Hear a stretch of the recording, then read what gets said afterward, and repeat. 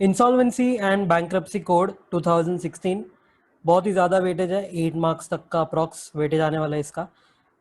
Y IBC, ये अपन पढ़ क्यों रहे पहली बात तो फॉर दैट एक इंट्रोडक्शन है कि आईबीसी क्यों आया। सो बिफोर आईबीसी क्या होता था पता है, देवर मल्टीपल लॉज, बहुत सारे लॉज थे बैंक्रप्सी वगैरह को ट्रीट करने के लिए, but after IBC there is only one law.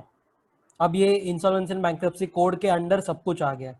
Okay, पहले जैसे we use to go to different stores to buy different things, उसके उसके बाद डी मार्ट आ गया, तो we get everything under one roof, departmental store type हो गया ये आईबीसी। पहले टाइम कंज्यूमिंग प्रोसेस था, सनी देओल बोल बोल के थक गया, तारीख पे तारीख तारीख पे तारीख, और इतना लंबा चलता था, 3 साल 5 साल 10 साल। But here it is a very quick process, 180 days plus extension.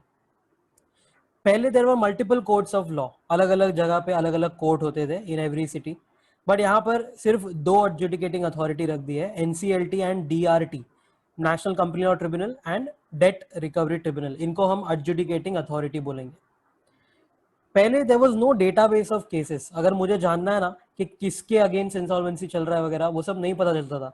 But अब there is something called as information utility, IBBI के वेबसाइट पे दिखेगा, इस पे सब कुछ तुमको दिखेगा, किसके अगेंस्ट क्या केस चल रहा है etcetera etcetera. There was no regulating authority, court खुद का ही चलाता था मनमानी, but now there is a regulating authority which is IBBI, insolvency and bankruptcy board of India. Earlier it was focused on recovery, ज्यादातर है ना रिकवरी, वसूली कैसे करे वही मैटर करता था, but now it is focused on recovery as well as revival, मतलब कंपनी को शुरू करना वापस, लॉसेस हो गए हैं तो अब प्रॉफिट में कन्वर्ट करना, and of course recovery, both are the focus. Earlier it use to discourage the lenders and entrepreneurs. Lenders discourage क्यों होते थे पता है, क्योंकि लोग उनका पैसा लेके भाग जाते थे, and it use to take a lot of time.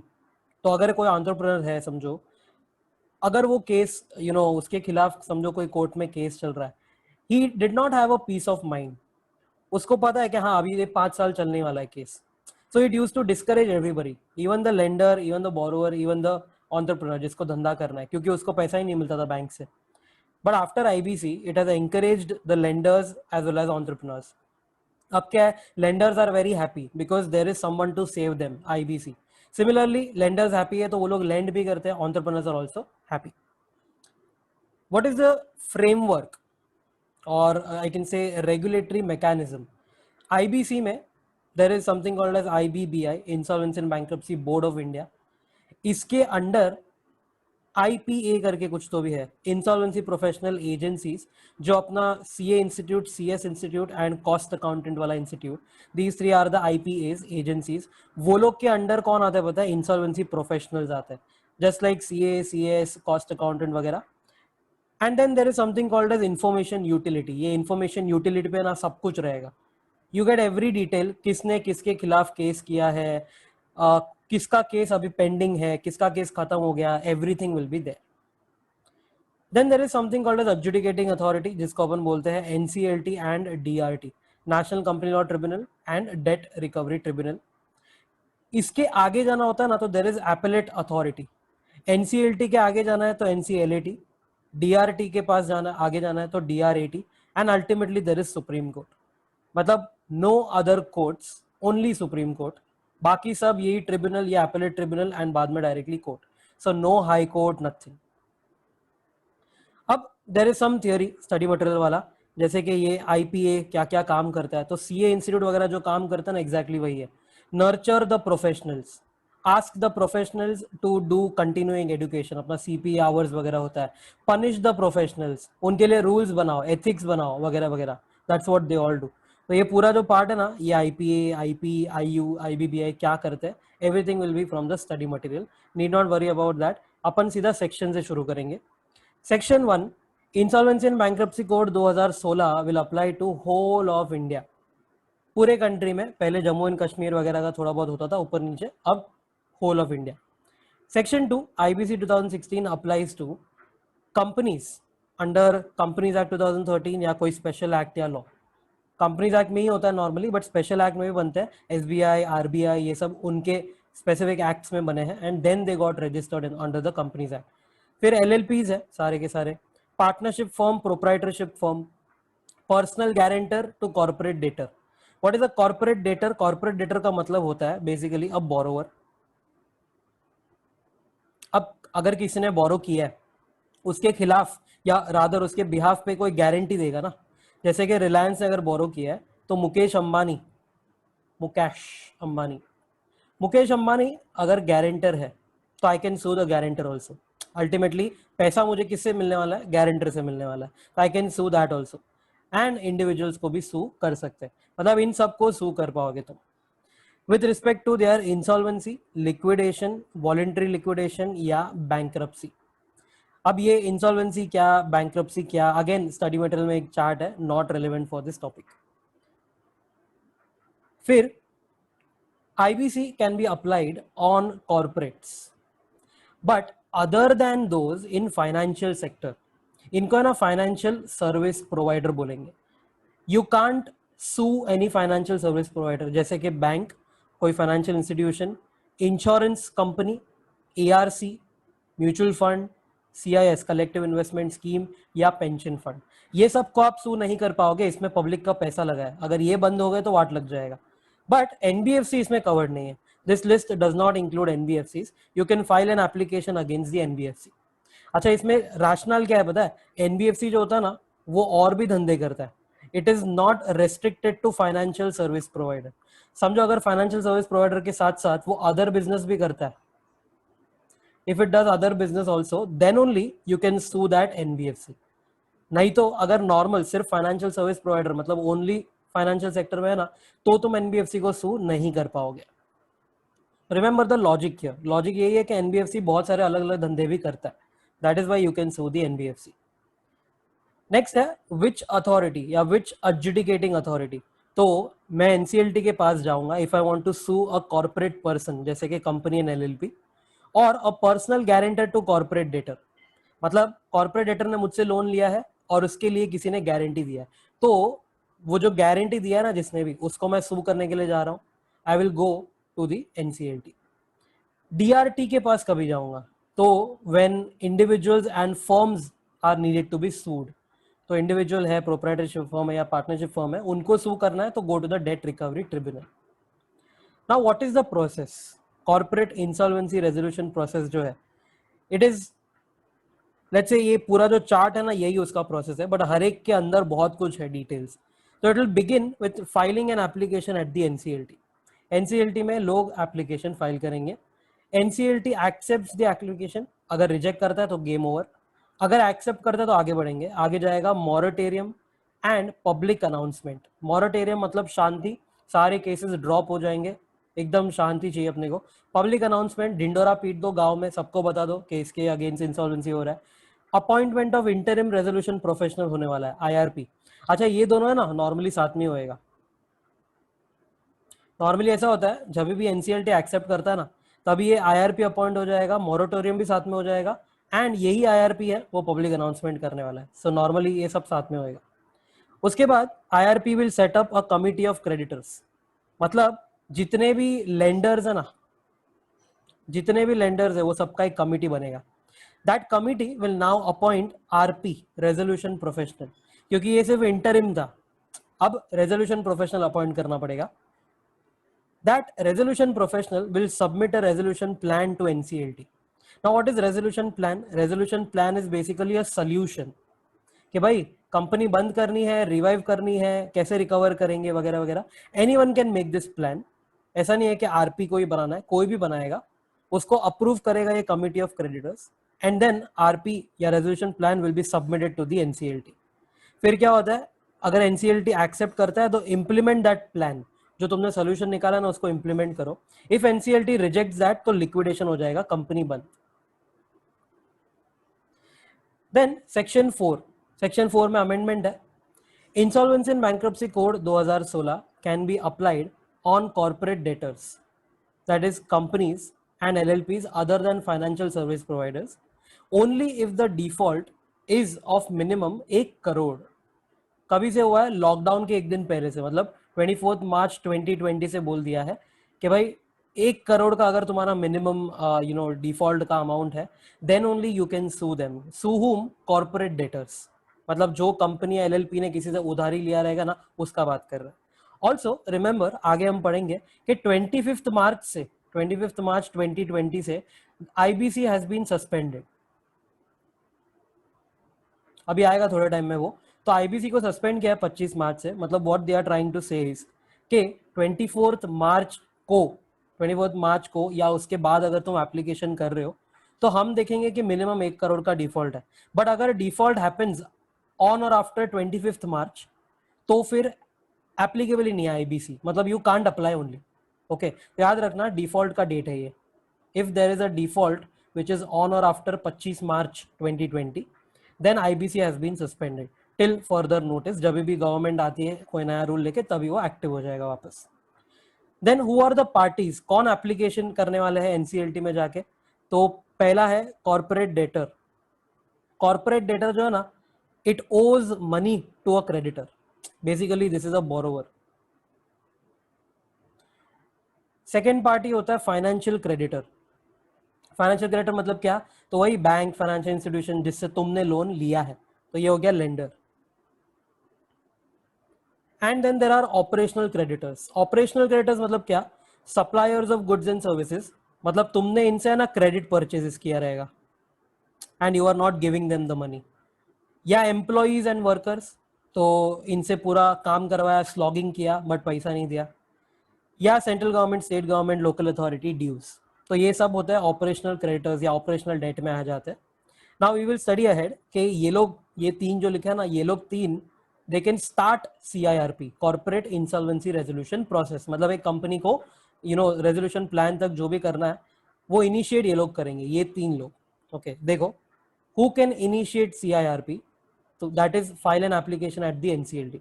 So financial creditor can do it under section 7, operational creditor can do it under section 9, and corporate applicant can do it under section 10. corporate applicant कौन होता है पता है? Company खुद, मतलब corporate debtor.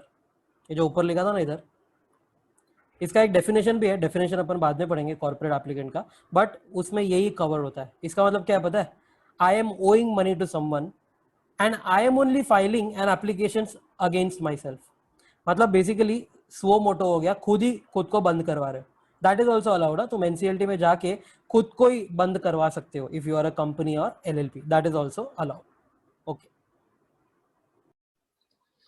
Section 7, application by FC. Financial creditor अगर application करना चाहता है तो सेक्शन 7 में who can apply? A financial creditor itself. समझो एक बैंक रहेगा, तो बैंक ने लोन दिया होगा किंगफिशर को, तो बैंक विल अप्लाई। या फिर अ financial creditor jointly with others, शायद बहुत सारे लेंडर्स होंगे तो सब मिलके कर सकते हैं। और any person on behalf of a financial creditor. कौन हो सकता है वो? तो वो फाइनेंशियल क्रेडिटर का गार्डियन हो सकता है, उसका एग्जीक्यूटर या एडमिनिस्ट्रेटर हो सकता है of the financial creditors estate. कभी कभार होता है कि फाइनेंशियल क्रेडिटर का डेथ हो गया, इंसॉल्वेंसी वगैरह हो गया, तो court will appoint these people, तो वो लोग एप्लीकेशन कर सकते हैं। ट्रस्टी या डिबेंचर ट्रस्टी कर सकते हैं। If there are various debenture holders, तो उनके बिहाफ पे there is one debenture trustee जो सब संभालता है, तो वो फाइल करेगा एप्लीकेशन। या any person who is authorised by the BOD of the FC. Financial creditor का जो बोर्ड ऑफ डायरेक्टर्स है वो किसी को ऑथराइज करेगा, that person will file an application. कितने लोगों को एप्लीकेशन फाइल करना है? नंबर ऑफ एप्लीकेंट्स रिक्वायर्ड, तो 100 फाइनेंशियल क्रेडिटर्स और 10% of the number of financial creditors whichever is lower. कभी ये यूज करेंगे रूल? तो for financial creditors who are allottees under real estate projects. Normally क्या होता है, रियल एस्टेट प्रोजेक्ट में ना लोगों को अलॉट कर देते हैं अपन घर, और वो लोग पैसे दे देते हैं एडवांस में, तो they are also my creditor. तो अगर समझो 100 ऐसे अलॉटीज हो गए या 10% ऑफ नंबर ऑफ अलॉटीज है total, which ever is lower, इतने लोगों को करना है। सिमिलरली मल्टीपल सिक्योरिटी होल्डर्स, जैसे कि अपना बॉन्ड्स इशू किया है तो बहुत सारे लोग होंगे होल्डर्स, तो अप्लाई दिस रूल। या डिपॉजिट होल्डर्स, कंपनी में कॉर्पोरेट डिपॉजिट वगैरह होता है तो बहुत सारे लोग होंगे again. Or a class of creditors exceeding a number as prescribe, अभी तक तो प्रिस्क्राइब नहीं किया है। फिर default need not be to the applicant FC, meaning अगर SBI and HDFC both are financial creditors and default was for SBI loan, then even HDFC can apply to the NCLT। इसका मतलब क्या है पता है कि जिसको डिफॉल्ट किया वही जाएगा NCLT में, ऐसा नहीं है, कोई भी जा सकता है। अगर तुमने डिफॉल्ट किया तो तुम्हारा कोई भी क्रेडिटर तुमको सू कर सकता है।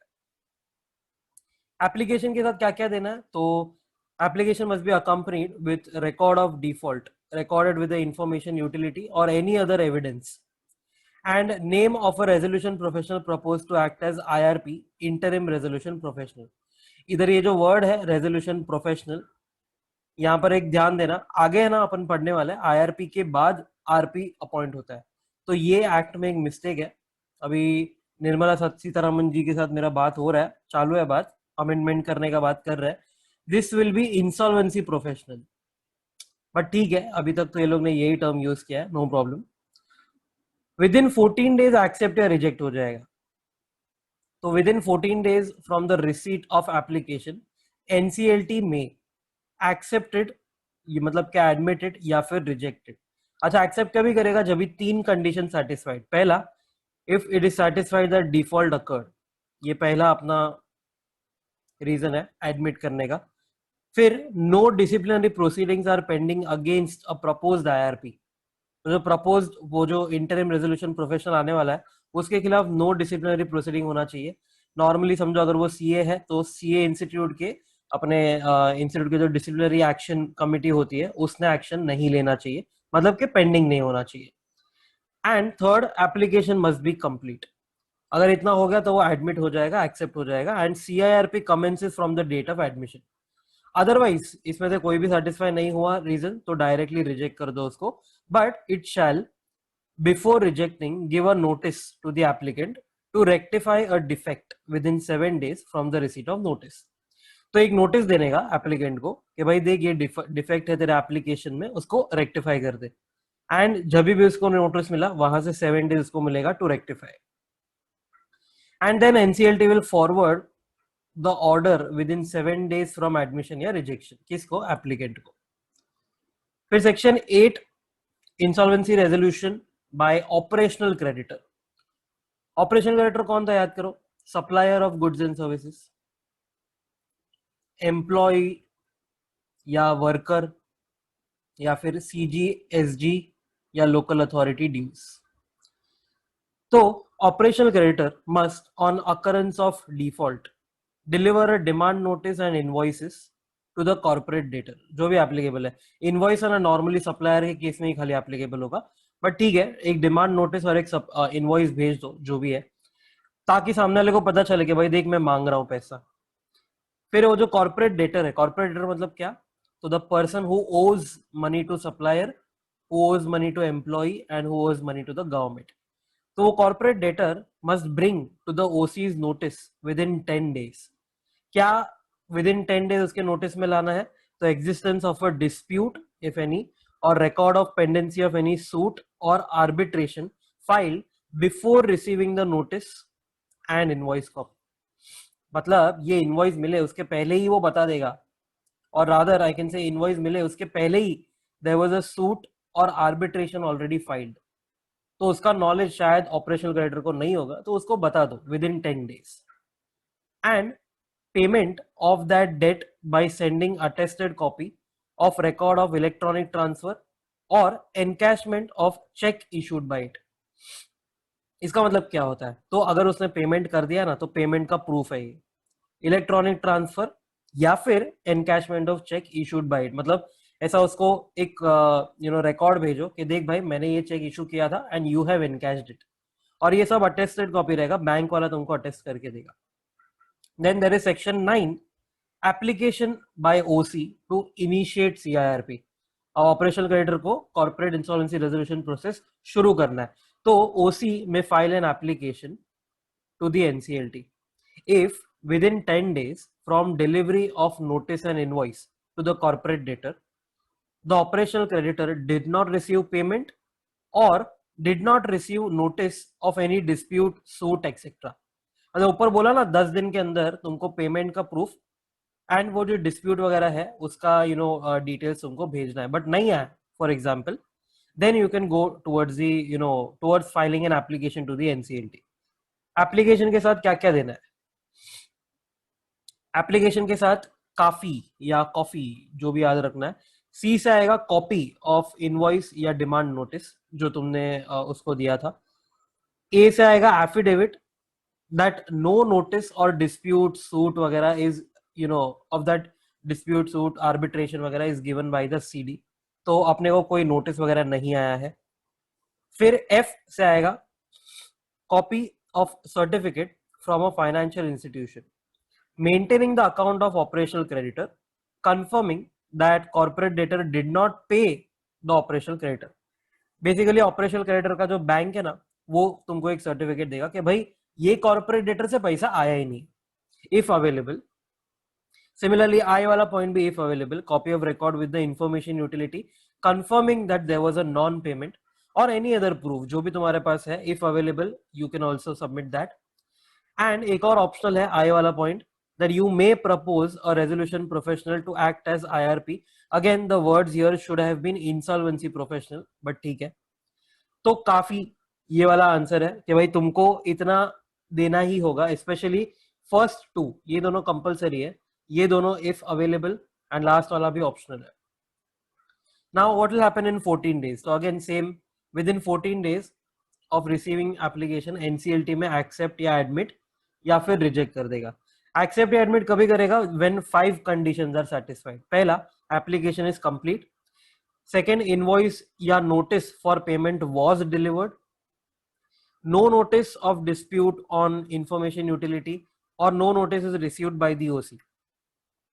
फिर no payment is made by the CD and no disciplinary actions are pending against IRP अगर प्रपोज किया रहेगा तो ये सब कंडीशन सेटिस्फाई हुआ तो ही हम एक्सेप्ट करेंगे, अदरवाइज रिजेक्ट। बट वही सेम रूल है, अगर रेक्टिफाई करने के लिए देना है डिफेक्ट तो 7 दिन का नोटिस देना पड़ेगा। And CIRP will commence from the date of admission. Then last type of application section 10 में आएगा, initiation of CIRP by a corporate applicant. Corporate applicant मतलब क्या पता है? मोस्टली वो कंपनी खुद के अगेंस्ट ही करने वाला है ताकि वो क्या हो जाए, बंद हो जाए। तो what is a corporate applicant? तो वो सेक्शन 5 सबसेक्शन 5 में लिखा है, corporate applicant means the corporate debtor itself या मेंबर और partner of the corporate debtor authorised to apply as per any constitutional document of the CD, जैसे कि MOA, AOA. देखो कॉर्पोरेट मतलब क्या, तो कंपनी एलएलपी दोनों हो सकता है ना, तो एलएलपी का कोई एलएलपी इनकॉर्पोरेशन डीड वगैरह रहेगा तो उसमें लिखा होगा। तो कोई भी मेंबर या पार्टनर को ये राइट रहेगा ना कि भाई तुम एप्लीकेशन कर सकते हो तो कर लेने। फिर any individual in charge of the corporate debtors operation and resource management, जैसे कि फॉर एग्जांपल एमडी ना, MD will manage the operations and resources ना, तो वो कर सकता है। And any person having control and supervision over the financial affairs of the CD, तो जो भी इसका फाइनेंस वगैरह संभालता है वो भी एप्लीकेशन कर सकता है। But yes, all in all it means कि मैं खुद को ही बंद करवा रहा हूं। इसके लिए क्या है, तो सेक्शन 10 बोलता है the corporate debtors corporate applicant में file an application when the corporate debtor defaults. NCLT में ही जाएगा ये भी, अगर कॉर्पोरेट डेटर ने डिफॉल्ट किया तो एप्लीकेशन जाएगा। एप्लीकेशन के साथ साथ क्या क्या देना होगा तुमको, तो it must be accompanied by the following two, some information and some resolution. Information related to the corporate debtors books of accounts or any other documents as prescribed, and RP proposed to be IRP. Again IRP नहीं होना चाहिए था act में, IP लिखा हुआ होना चाहिए था, इंसॉल्वेंसी प्रोफेशनल लिखा हुआ होना चाहिए था, but fine. Special resolution passed by the shareholders or a resolution passed by 3/4 of the number of partners. 3/4 of the number of partners का मतलब क्या है, ऊपर है ना, स्पेशल रेजोल्यूशन मतलब क्या होता है, 75% ऑफ होल्डिंग, इतने लोग हाँ बोलेंगे, नंबर ऑफ शेयर होल्डर्स नहीं होता है, 75% ऑफ कैपिटल जो होल्ड करते हैं ना उनका रेजोल्यूशन। बट यहाँ पर 3/4 of the number of partners बोला है, तो याद रखना कंपनी और एलएलपी के लिए दोनों अलग होने वाला है। एज द केस में भी approving the filing of this application, मतलब स्पेशल रेजोल्यूशन या 3/4 of the number of partners का रेजोल्यूशन लेना है तुमको, that they are approving कि हाँ भाई ये एप्लीकेशन फाइल किया जाए, then only that corporate applicant can file an application at the NCLT।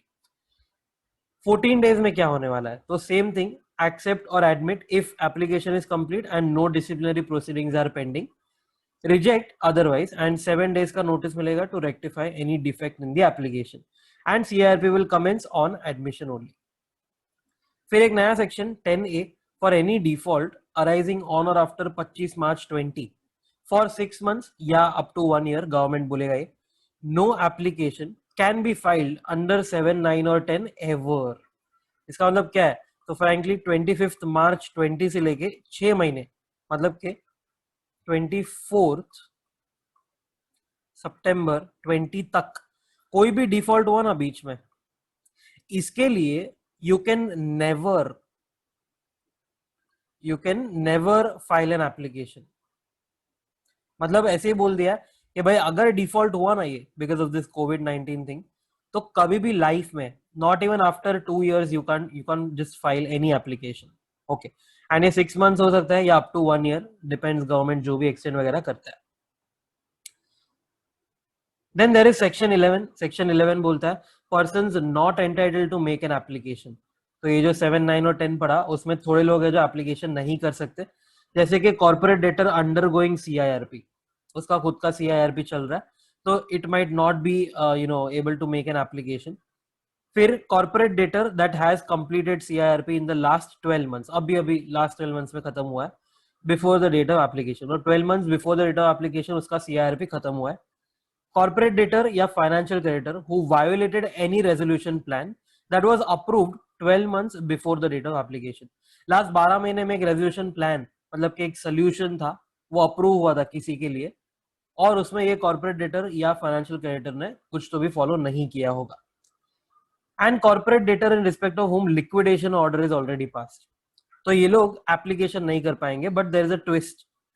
पहली बात तो corporate debtor will include corporate applicant also, वो तो बाय डिफॉल्ट है, मतलब यहाँ पर जिधर जिधर भी CD लिखा है ना, उसमें कॉर्पोरेट एप्लीकेंट भी आ जाएगा, दैट्स ओके।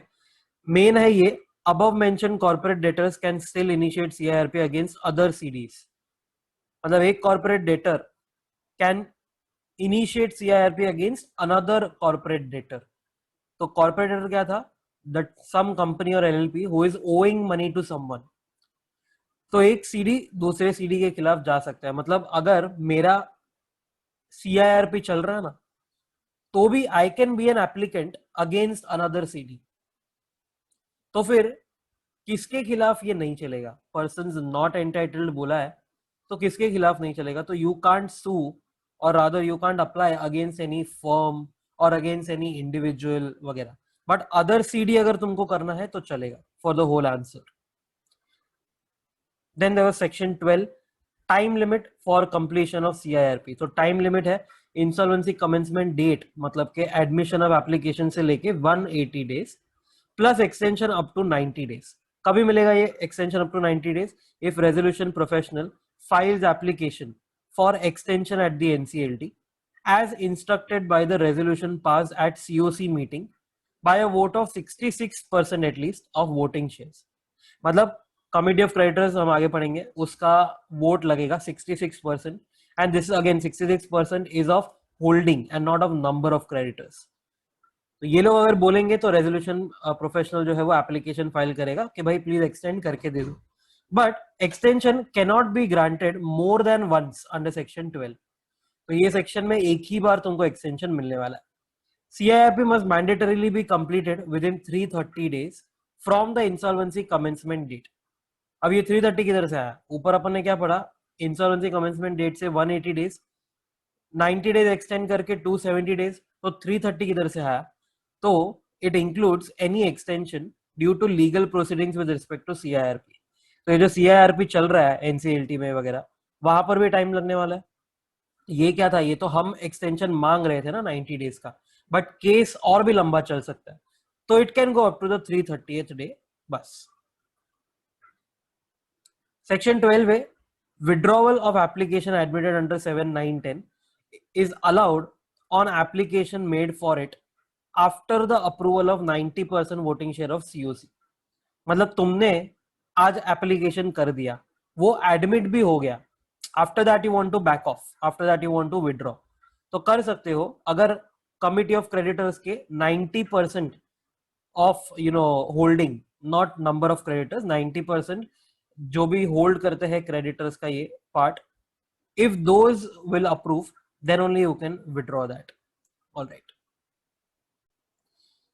सेक्शन 13 है, फिर section 13 is declaration of moratorium and public announcement.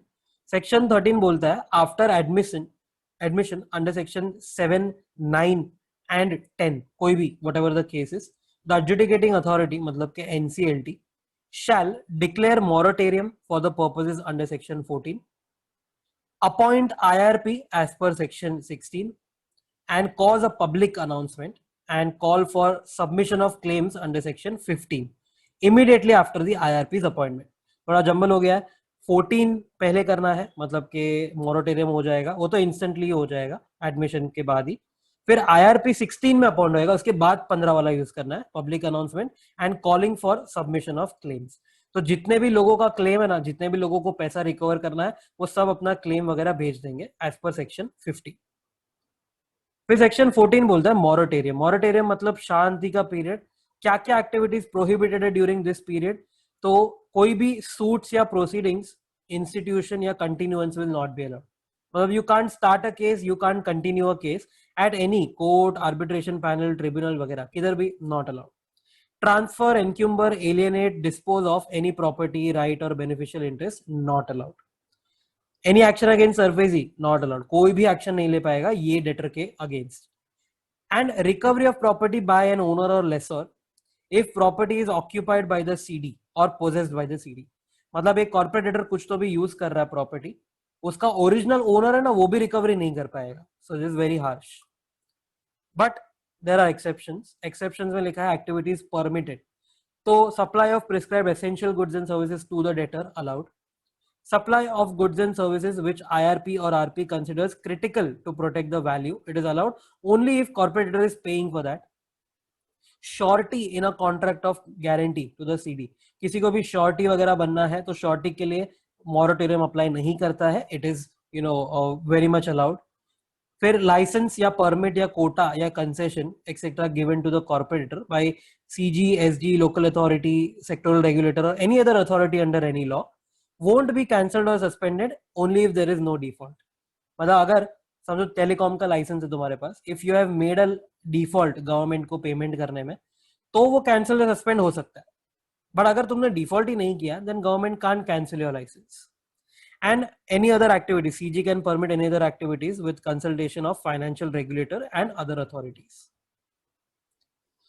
कब से कब तक होगा ये मॉरेटोरियम? तो एडजुडिकेटिंग अथॉरिटी मतलब एनसीएलटी का ऑर्डर डेट अंडर सेक्शन 13, वो ऑर्डर में डेट जो भी मतलब ऑर्डर का डेट होगा ना, वहीं से मॉरेटोरियम शुरू हो गया. It will and on completion of CIRP. It can be completed in 2 ways: approval of resolution plan under section 31 या लिक्विडेशन ऑर्डर अंडर सेक्शन 33. अगर पॉजिटिव है तो रेजोल्यूशन प्लान अप्रूव होगा, नेगेटिव है तो लिक्विडेशन होगा, तभी मॉरेटोरियम विल सीज. फिर सेक्शन 15 आता है public announcement. Public announcement will be in a manner prescribe newspaper वगैरह में, वो नहीं है कोर्स में. But what all details have to be written? तो name and address of the corporate debtor under CIRP, name of the authority under which it is incorporated और registered जैसे ROC, details of IRP who will manage the corporate debtor and be responsible to collect claims of the creditors. मतलब कौन इकट्ठा करेगा, कौन इसको manage करने वाला है, वो पर्सन का नाम and etcetera other details. Date on which CIRP closes, मतलब 180th डे कौन सा है वो लिख के दे दो. We know that extension possible है, बट आज तो हम अनाउंसमेंट कर रहे हैं ना, तो आज से 180th डे ही लिखना है. पेनल्टी फॉर अ फॉल्स और मिसलीडिंग क्लेम, फालतू का क्लेम अगर कोई दे रहा है तो हम पेनल्टी लगाएंगे उसको. Last date for claim submission क्या होगा वो भी लिख के दे दो. Expenses, who will bear the expenses? Expenses of the announcement will be borne by the applicant only, but will be reimbursed by the committee of creditor to the extent it ratifies or approves. अगर applicant ने समझा 20,000 expense कर दिया, अब उसको reimbursement चाहिए तो go to the committee of creditors, ask them to ratify और अप्रूव इट. अगर वो लोग जितना भी करते हैं 20 में से अगर समझो 15,000 अप्रूव करते हैं तो 15,000 तुमको रीइंबर्समेंट मिलेगा. Section 16 appointment and tenure of the IRP, interim resolution professional है, उसको कौन अपॉइंट करेगा? Adjudicating authority that is NCLT shall appoint IRP on insolvency commencement. Section 7 and 10 application है, मतलब के financial creditor and corporate applicant. या section 9 का application है, मतलब operational creditor, if application contains propose IRP name. ये देखो इसमें रूल क्या था कि 7 एंड 10 में कंपल्सरीली IRP का नाम देना था, सेक्शन 9 में ऑप्शनल था. तो अगर दिया है तुमने सेक्शन 9 में तो NCLT will appoint the IRP if no disciplinary proceedings are pending against IRP. But section 9 में if it does not contain the name of proposed IRP तो क्या, तो NCLT will refer the case to IBBI. IBBI will recommend IRP in 10 days to the NCLT. Tenure कब से कब तक, तो tenure जब से ये अपॉइंट हुआ तब से लेके till the date of appointment of RP under section 22. Interim resolution professional कभी खत्म होएगा, जब रेजोल्यूशन प्रोफेशनल अपॉइंट हो जाता है.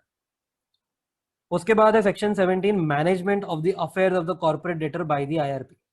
तो ये मैनेजमेंट जो है वो सब इसके हाथ में चला जाएगा, आईआरपी के हाथ में. So for CIRP from the date of appointment of IRP what will happen, the management of affairs of the corporate debtor will vest with the IRP. मतलब पूरा मैनेजमेंट अभी वही करने वाला है. पावर्स ऑफ बीओडी और पार्टनर्स, अगर company है तो बीओडी, एलएलपी है तो partners of the corporate debtors are suspended and exercised by the IRP. Officers etc. of the corporate debtor will report to the IRP and provide the documents, and the bank या financial institution of that corporate debtor shall act on IRP's instructions and furnish the information वगैरह. ये जो management है, IRP shall be vested with the management of the corporate debtor. That IRP shall act and execute any deed, document, contract वगैरह for the corporate debtor. It shall have authority to access electronic records जो IU पे डाला है, information utility पे, any books records of the corporate debtor available with the government auditor या accountant, and it will have to comply with all the laws for the CD. जो भी return filing है या कोई भी कंप्लायंसेस है regular, वो सब IRP को देखना पड़ेगा. मतलब not IRP literally, IRP will appoint someone to do that. फिर आता है सेक्शन 18 ड्यूटीज ऑफ IRP. तो अपन ने शॉर्ट फॉर्म बना के रखा है बोफा माइक. क्या क्या ड्यूटीज डाला है इसके ऊपर, तो बोफा मतलब बैंक ऑफ अमेरिका होता है, बट यहाँ पर बोफा मतलब collect information related to business operations for the last 2 years, financial and operational payments for the last 2 years, and list of assets and liabilities on initiation date. जब भी ये CIRP शुरू हुआ ना, वो डेट पे जो भी एसेट्स एंड लायबिलिटीज था वो. एम से आएगा monitor these assets and manage the operations till the RP is appointed. I से आएगा फाइल इंफॉर्मेशन कलेक्टेड. ये यहाँ पर जो इंफॉर्मेशन कलेक्ट किया है ना, file that with the information utility. C1 से आएगा take control and custody of assets owned by the corporate debtor. ये बहुत इंपॉर्टेंट है, owned as recorded in the balance sheet या इंफॉर्मेशन यूटिलिटी या डिपॉजिटरी में होगा शेयर्स वगैरह के लिए, या एनी रजिस्ट्री, कोई प्रॉपर्टी वगैरह लिया होगा, बैलेंस शीट पे रिकॉर्ड नहीं किया फिर भी रजिस्ट्री से तुमको मिल जाएगा वो. So try and take control of those assets. फिर C2 से आएगा receive and collate the claims of creditors after public announcement under 15. मतलब जिस लोगों से या रादर जिन लोगों ने पेमेंट लेना है कॉर्पोरेट डेटर से, वो अपना क्लेम्स जो है वो लिख के दे देंगे. C3 constitute the committee of creditors. अच्छा, जो कस्टडी था ना C1, उसके लिए है for C1 which assets custody can be taken. तो assets owned by the corporate debtor in India और अब्रॉड, इसका ले सकते हो तुम custody. Assets owned by the corporate debtor but not in its possession. मतलब corporate debtor is owning something but उसने वो कोई रेंट पे दे दिया, लीज पे दे दिया हो, पोजेशन में नहीं है, फिर भी उसका कंट्रोल एंड कस्टडी ले सकते हो. Any tangible asset, movable immovable हो, any intangible asset like intellectual property, patent, trademark, copyright वगैरह. Securities, shares held in a subsidiary, insurance policy या कोई फाइनेंशियल इंस्ट्रूमेंट, इक्विटी, डेट वगैरह, सबका ये कस्टडी कंट्रोल ले सकता है if it is owned. But थोड़े एसेट्स है जिसका कस्टडी नहीं ले सकता, custody can not be taken. तो assets which are not owned by the corporate debtor but in possession of the corporate debtor under any contract, trust और bailment. मतलब तुमने शायद ये एसेट लीज पे लिया रहेगा, you are not owning it but you are possessing it, या कोई तुमको ये गुड्स वगैरह देके गया रहेगा, he will take it back या रिटर्न करना पड़ेगा तुमको, बेलमेंट टाइप होगा. इसका कंट्रोल नहीं ले सकते, कस्टडी नहीं ले सकते. एसेट्स ऑफ सब्सिडियरी, चाहे इंडियन हो या फॉरेन हो, इसका भी नहीं ले सकते. डिफरेंस है. ऊपर जो अपन ने पॉइंट पढ़ा ना, ऊपर वाले पॉइंट में क्या था कि if I am a corporate debtor and I am holding shares in a subsidiary, तो ये शेयर्स का कंट्रोल ले सकता है आईआरपी, बट वो जो सब्सिडियरी है उसके एसेट्स का कंट्रोल नहीं ले सकता. And any other prescribe assets, उसका भी कंट्रोल नहीं ले पाएगा. फिर सेक्शन 19 है personnel to extend full cooperation to the IRP. Personnel मतलब officers, promoters, managers etcetera. If they don't assist or provide any information, then IRP will make an application to the NCLT and NCLT can direct the personnel to cooperate. फिर आता है section 20 management of operations of the corporate debtor at the going concern. इसको है ना corporate debtor को as a going concern ही तुमको manage करना है। सो IRP शैल टेक एवरी एंडियावर मतलब every effort to protect and preserve the value of the property of the corporate debtor and manage the corporate debtor as a going concern। IRP उसके लिए क्या क्या कर सकता है? तो शॉर्ट फॉर्म ICAI, आई से आएगा it can issue instructions to the personal, कोई भी इंस्ट्रक्शन दे दो उनको। सी से आएगा एंटर इनटू कॉन्ट्रैक्ट्स और मॉडिफाई कॉन्ट्रैक्ट्स, जो CIRP के पहले होंगे ना कॉन्ट्रैक्ट उनको भी मॉडिफाई कर सकता है ये। ए से आएगा अपॉइंट एनी लीगल अकाउंटिंग और अदर प्रोफेशनल्स एंड आई से आएगा raise interim finance. Interim finance के लिए देयर इज अ रूल, अगर तुमको सिक्योरिटी रखनी है कोई तो उसके लिए स्पेशल रूल है।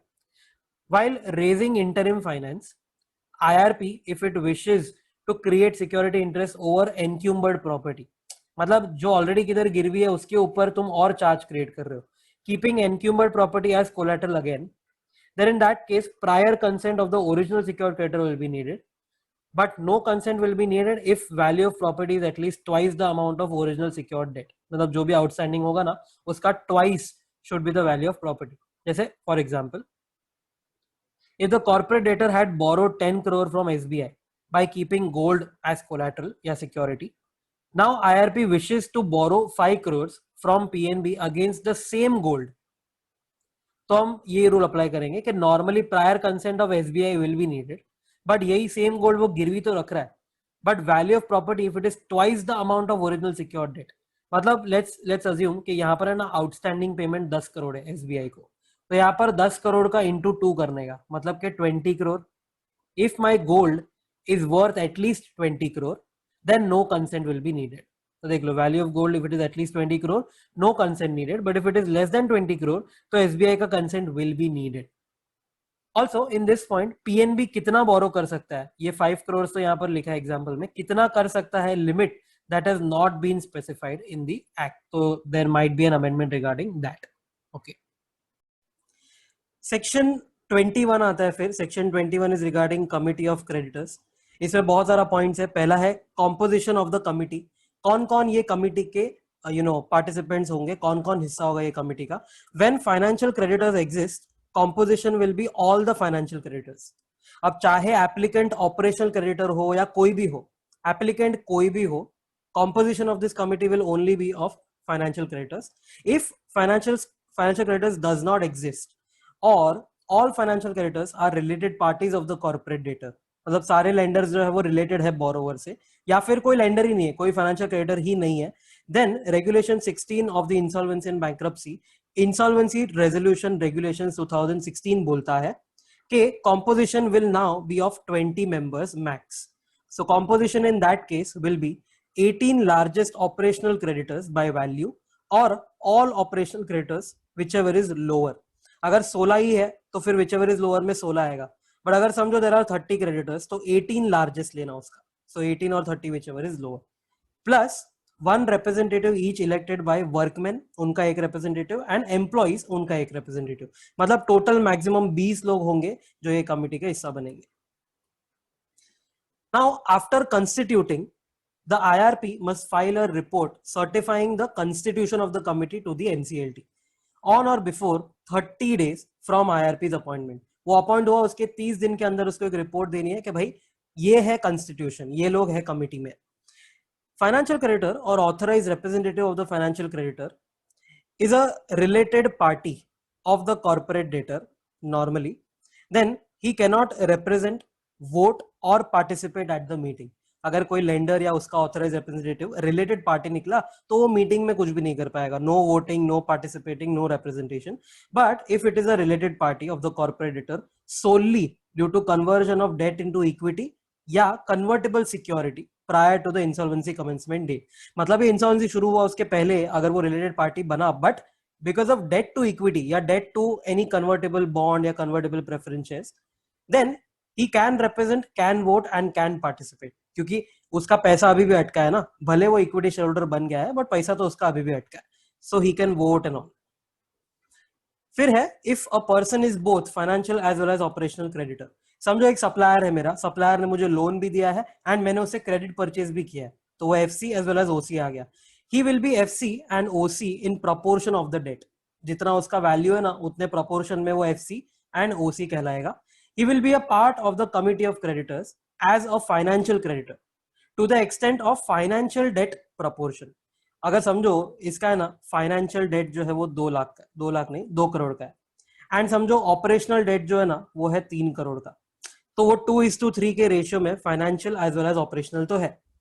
कमिटी ऑफ क्रेडिटर में पार्ट बन सकता है, तो rule is only financial creditor can become, तो yes he can become a part of the committee of creditors, but सिर्फ 2 करोड़ तक. जब भी वोटिंग होगा ना तो उसका सिर्फ 2 करोड़ तक काउंट होएगा. 10 joint financial creditors under consortium और एनी एग्रीमेंट. अगर ऐसा कोई अग्रीमेंट होता है जिसमें बहुत सारे लोग आके साथ में आपको लोन देते हैं, then when the agreement provides for a single agent or trustee to act for all the financial creditors, then each financial creditor may authorize him to act on that FC's behalf, represent itself, appoint any insolvency professional other than the resolution professional of the corporate debtor at his own cost to represent the financial creditor. मतलब समझो इसमें है ना बहुत सारे लोग हैं, समझो SBI, PNB, bank of Baroda, ये 3 है फॉर एग्जांपल. तो they can ask this agent और trustee to represent them, they can represent itself, या फिर वो एक अलग से आईपी को ला सकते हैं, एक इंसॉल्वेंसी प्रोफेशनल को ला सकते हैं जिसको ज्यादा नॉलेज होगा, but at their own cost, and they may exercise the vote. तो वो लोग वोट एक्सरसाइज कर सकते हैं. सेकेंड केस है when the financial debt is in the form of securities और डिपॉजिट्स, जैसे कि बॉन्ड्स, डिबेंचर्स या फिर कॉर्पोरेट डिपॉजिट्स में, मतलब बहुत सारे लोग होंगे, तो ट्रस्टी और agent can act on their behalf. बहुत सारे क्रेडिटर होंगे तो उनके बिहाफ पे एक ट्रस्टी या एजेंट अपॉइंट कर लो. If financial debt is owed to a class of financial creditors exceeding a specified number, एक नंबर स्पेसिफाई करेगा बोर्ड, उसके ऊपर अगर जाता है तो it's a class of creditors, बहुत सारे लोग होंगे, then IP can act on their behalf. IP कौन अपॉइंट करेगा उसके लिए नीचे एक नोट डाला है. And if the financial debt is represented by the guardian, executor या administrator, अगर कोई माइनर वगैरह रहेगा या कोई इंसॉल्वेंट हो गया तो उनके बिहाफ पे कोई रिप्रेजेंट करता है मीटिंग में, तो they can act on the behalf of that creditor. अच्छा, ये जो सेकंड वाला पॉइंट है जिसमें IP can act on behalf of that class of creditors, उसके लिए ये रूल है. वो द सेकंड केस IRP जो इंटरिम रेजोल्यूशन प्रोफेशनल है, he can apply to the NCLT with the list of all financial creditors containing the name of IP who is other than, of course, उसके अलावा IRP खुद application कर रहा तो IRP के अलावा दूसरा कोई insolvency professional to act as authorised representative. तो जो भी क्लास ऑफ क्रेडिटर्स है उनके बिहाफ पे एक IP उनको रिप्रेजेंट करेगा. And NCLT shall appoint the IP prior to the first meeting of the COC. मतलब पहला मीटिंग होने वाला रहेगा, ऑफकोर्स उसी के पहले तुमको चाहिए तो ही वो तुमको मीटिंग में रिप्रेजेंट कर पाएगा. ये सबका खर्चा कौन बेयर करेगा? तो जो फर्स्ट केस था सिक्योरिटीज एंड डिपॉजिट्स वाला, तो it will be as per terms of the financial debt और एनी काइंड ऑफ अग्रीमेंट और डॉक्यूमेंट. अब समझो जो क्रेडिटर्स है, सारे सिक्योरिटी होल्डर्स, डिपॉजिट होल्डर्स वगैरह जो है, उनके साथ जो भी टर्म्स रहेगा ना नक्की, वो ट्रस्ट को या ट्रस्टी को या एजेंट को वो लोग पे कर देंगे. The creditors will pay them. Similarly third case जो था, थर्ड केस में भी वही बोला है कि अगर कोई गार्डियन या एग्जीक्यूटर या एडमिनिस्ट्रेटर है तो as per terms of their agreement, तो क्रेडिटर वही गार्डियन वगैरह को पे कर देगा. बट सेकंड केस जो है जिसमें ये IP अपॉइंट होने वाला है for that class of creditors, that will form a part of CIRP process cost, corporate insolvency resolution process cost. मतलब कि इसको फर्स्ट प्रायोरिटी मिलने वाला है. कंपनी बंद होगी तो पहले पैसे इनको मिलेंगे, इनको मतलब इनके रिप्रेजेंटेटिव्स को. फिर आते हैं मीटिंग्स. मीटिंग्स के लिए सेक्शन 24 में जाना पड़ेगा, बट उसके पहले 22 का एक पॉइंट है that the first meeting of committee of creditors will be held within 7 days from constitution of the committee as per section 22 by the IRP. तो IRP को फर्स्ट मीटिंग रखनी है, एंड कभी रखनी है तो कंस्टिट्यूट हो गया ना उसके 7 दिन में. In that meeting RP is to be appointed under section 22. थोड़े टाइम में वो पढ़ेंगे. Thereafter RP will hold all the committee meetings by sending a notice to whom? Notice भेजने का है members of the COC including there authorised representative, and of course they can attend and vote.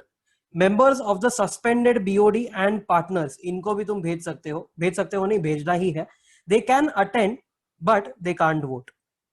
Similarly operational creditor को भी भेज दो, उनके representative को भी भेज दो. If aggregate dues of the operational creditor is at least 10% of the debt, जितना भी आउटस्टैंडिंग रहेगा ना उसका एटलीस्ट 10% अगर होता है ना ऑपरेशनल क्रेडिटर का, कोई भी ऑपरेशनल क्रेडिटर का, तो तुम उसको भी एक नोटिस भेज दो. And same, they can't vote, they can only attend. मतलब वोटिंग वगैरह जो भी है वो सिर्फ फाइनेंशियल क्रेडिटर ही करने वाला है. क्वेश्चन है, can a member appoint insolvency professional other than resolution professional to represent him at the meeting? तो answer is yes, at his own expense. Quorum का क्या सीन है, members of the COC holding at least 33% voting rights, वो quorum होगा in person या फिर audio visual means anything is fine. If not fulfilled तो उसको adjourn कर दो, adjourn it to the next day, not next week, next day at the same time and place. अच्छा अभी नेक्स्ट डे को adjourn तो हो गया, नेक्स्ट डे जितने भी आए ना that is the quorum. So at adjourn meeting quorum will be the members present, मतलब नेक्स्ट डे वापस 33% चेक मत करना. फिर वोटिंग इन द मीटिंग था, all decisions of COC shall be taken by at least 51% of voting share of the financial creditors except as specified elsewhere. क्योंकि नीचे अपन देखेंगे जहां जहां पर भी 66 वगैरह लिखा है उधर तुम वो फॉलो करो, बट कहीं पे कुछ भी नहीं लिखा है तो follow 51. If there are no financial creditors या all financial creditors are related party, तो याद करो कॉन्स्टिट्यूशन में ना 18+1+1 था, 18 ओसी फिर एक एक रिप्रेजेंटेटिव था वर्कमैन एंड एम्प्लॉय का. तो in that case IBBI shall prescribe a procedure. IBBI बोलेगा कैसे वोटिंग वगैरह करना है तुमको. सीओसी में need financial information of the corporate debtor, तो they can request the resolution professional for it and RP shall provide it within 7 days. कुछ भी इंफॉर्मेशन चाहिए ना क्रेडिटर्स को तो 7 दिन के अंदर उनको मिल जाएगा.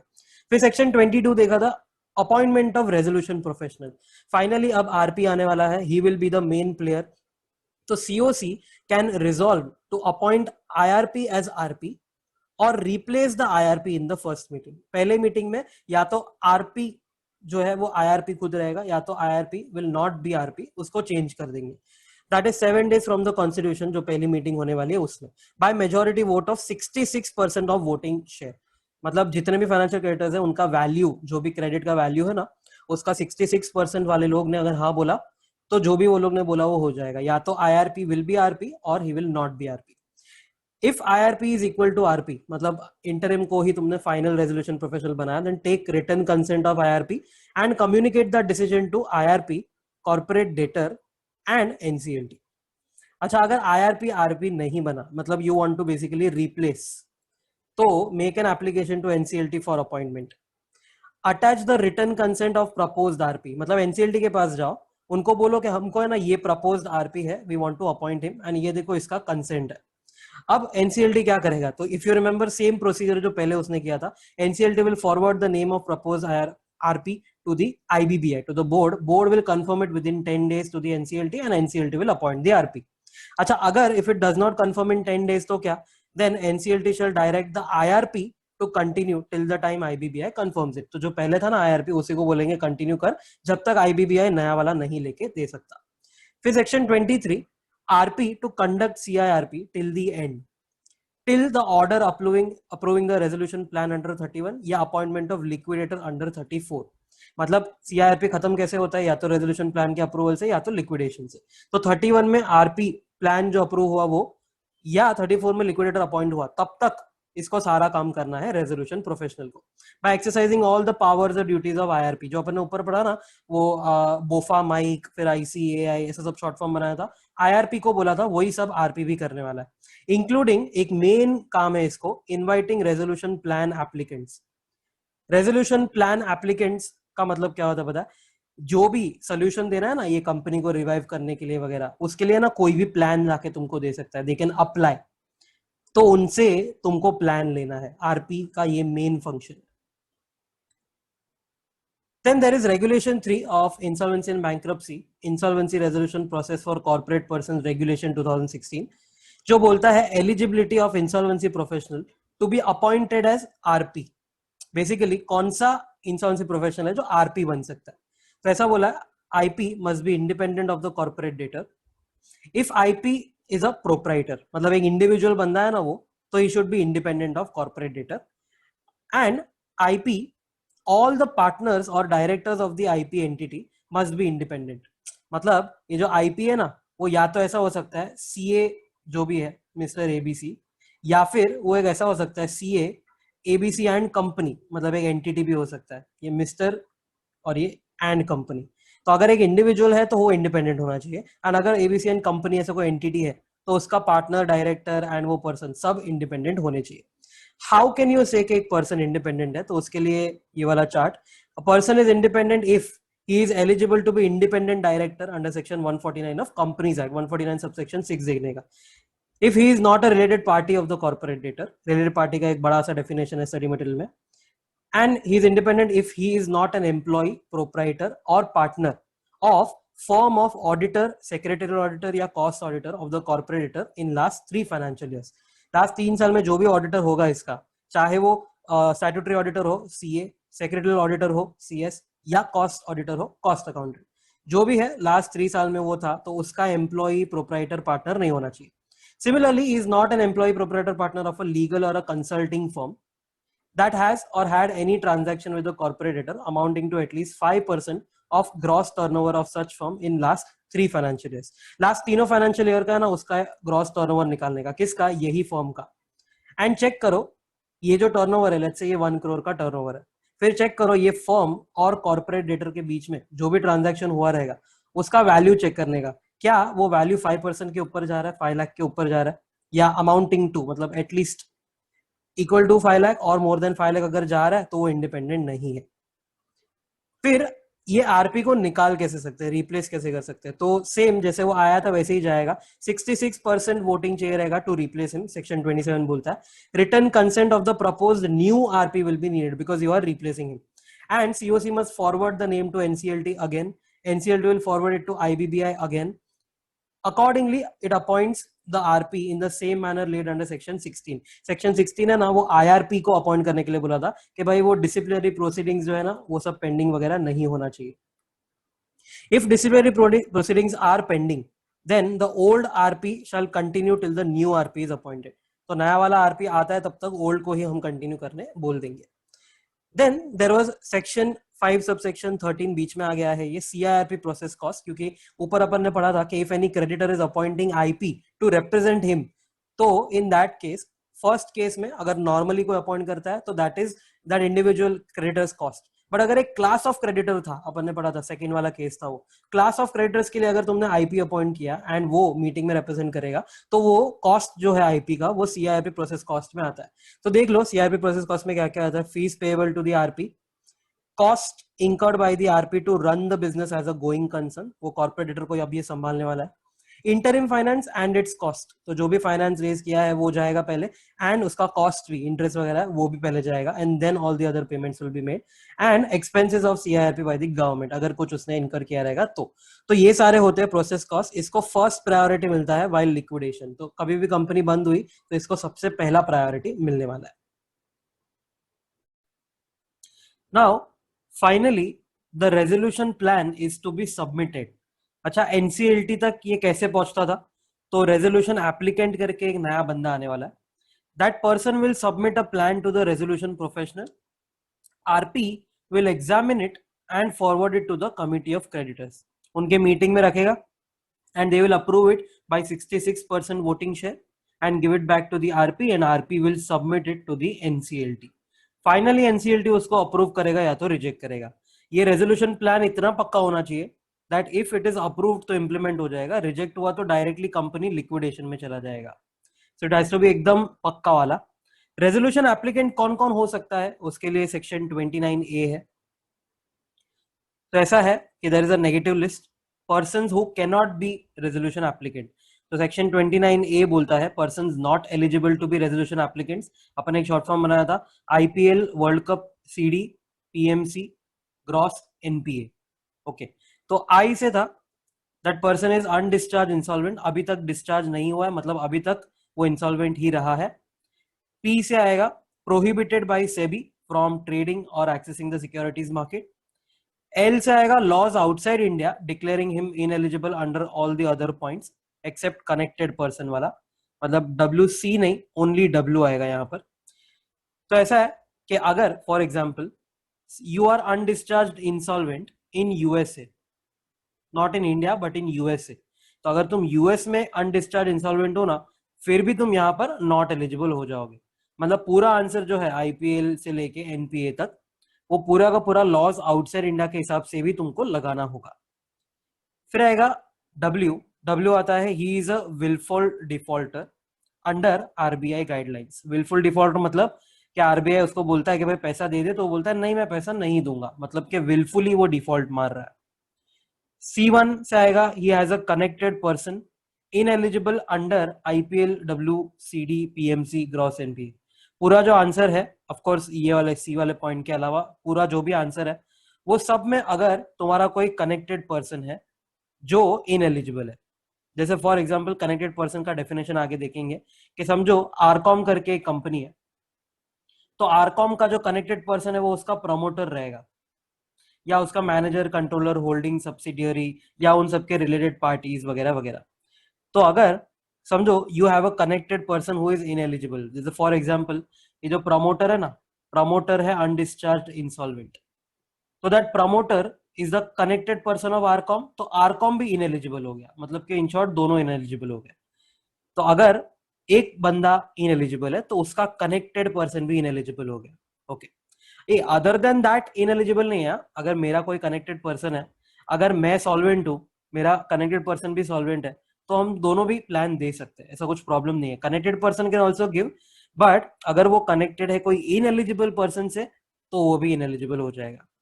ये था सी। उसके बाद नेक्स्ट सी आएगा, convicted for an offence punishable with imprisonment of at least 2 years under acts mentioned under 12th schedule to the IBC 2016, नहीं तो imprisonment of at least 7 years under any other law.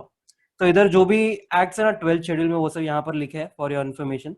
RBI act, सेक्रा, इनकम टैक्स, कस्टम्स, पोल्यूशन वाले acts, excise, GST, sick industrial companies, companies act, benami property, competition act, फेक्रा, FEMA, PMLA, SEBI, corruption act, black money act, LLP act, COFEPOSA, conservation of foreign exchange and prevention of smuggling activity act, foreign trade वाला act, essential commodities act, food वाले act, food adulteration वगैरह होता है वो। Exception है, he can apply after 2 years from his release. इधर जो भी जेल वगैरह है ना, 2 साल हो या 7 साल हो, वो जेल में जाके आया, जेल से निकल गया, रिलीज हो गया, उसके बाद 2 साल हो चुके हैं, now he can be an an applicant, एक रेजोल्यूशन प्लान देना है तो वो दे सकता है। फिर नेक्स्ट पॉइंट आता है D, disqualified to act as a director under companies act 2013। तो कंपनीज एक्ट में जो सेक्शन 164 वगैरह है वो सब उसको देखना पड़ेगा।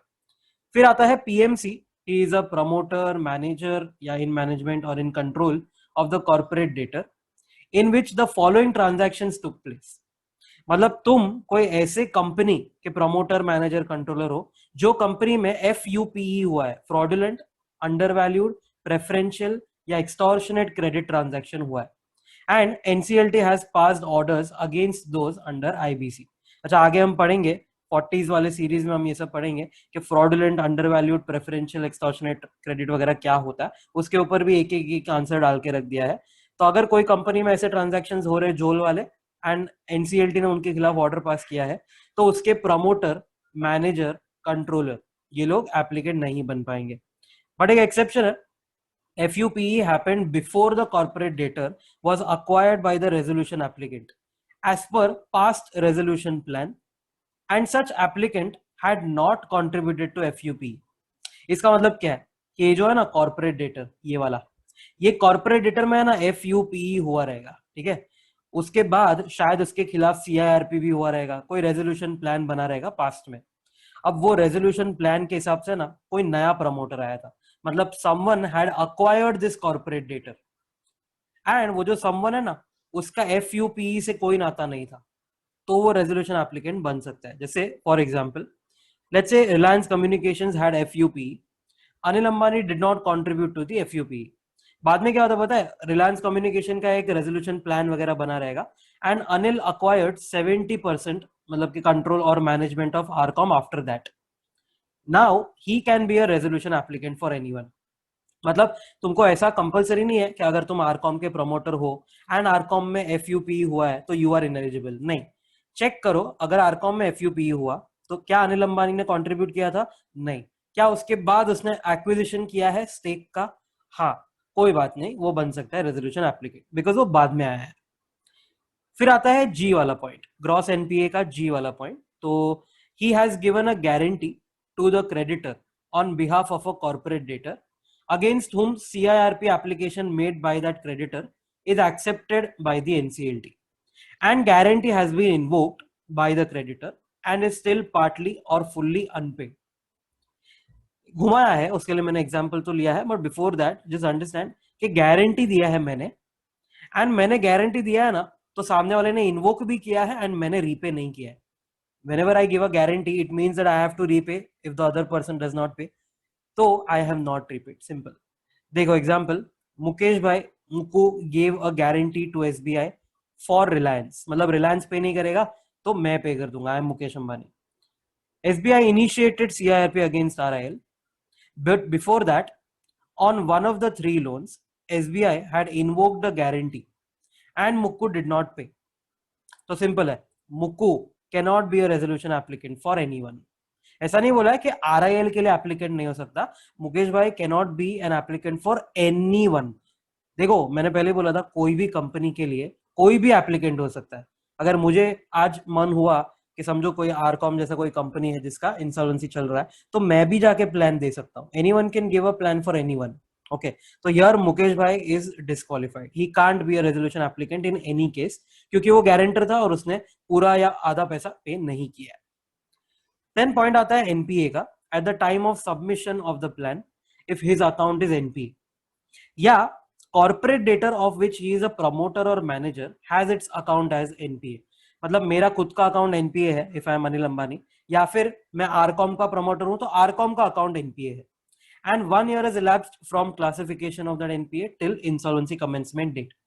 मतलब एनपीए क्लासिफिकेशन डेट से लेके इंसॉल्वेंसी कमेंसमेंट डेट तक अगर 1 year has passed then I cannot become an applicant। But if less than 1 year हुआ है अभी तक then I can become an applicant. What is the logic? Logic ये है कि भाई तुम अगर 1 साल तक एनपीए थे, मतलब you have not paid the money, मतलब you can't be an applicant. But ठीक है, अगर लेस देन 1 year हुआ है तो there are still hopes that you will pay, so yes you can be an applicant. Special cases, first case, if dues plus interest is repaid before the plan submission, तो चलेगा, of course चलेगा, मतलब कि तुम solvent हो in short, so it is okay. Applicant is equal to financial entity. अगर एक financial entity apply करती है, बैंक वगैरह वगैरह, देयर इज अ डेफिनेशन नीचे, अगर ये लोग अप्लाई करते हैं, if they are not related party of the corporate debtor then they can be an applicant.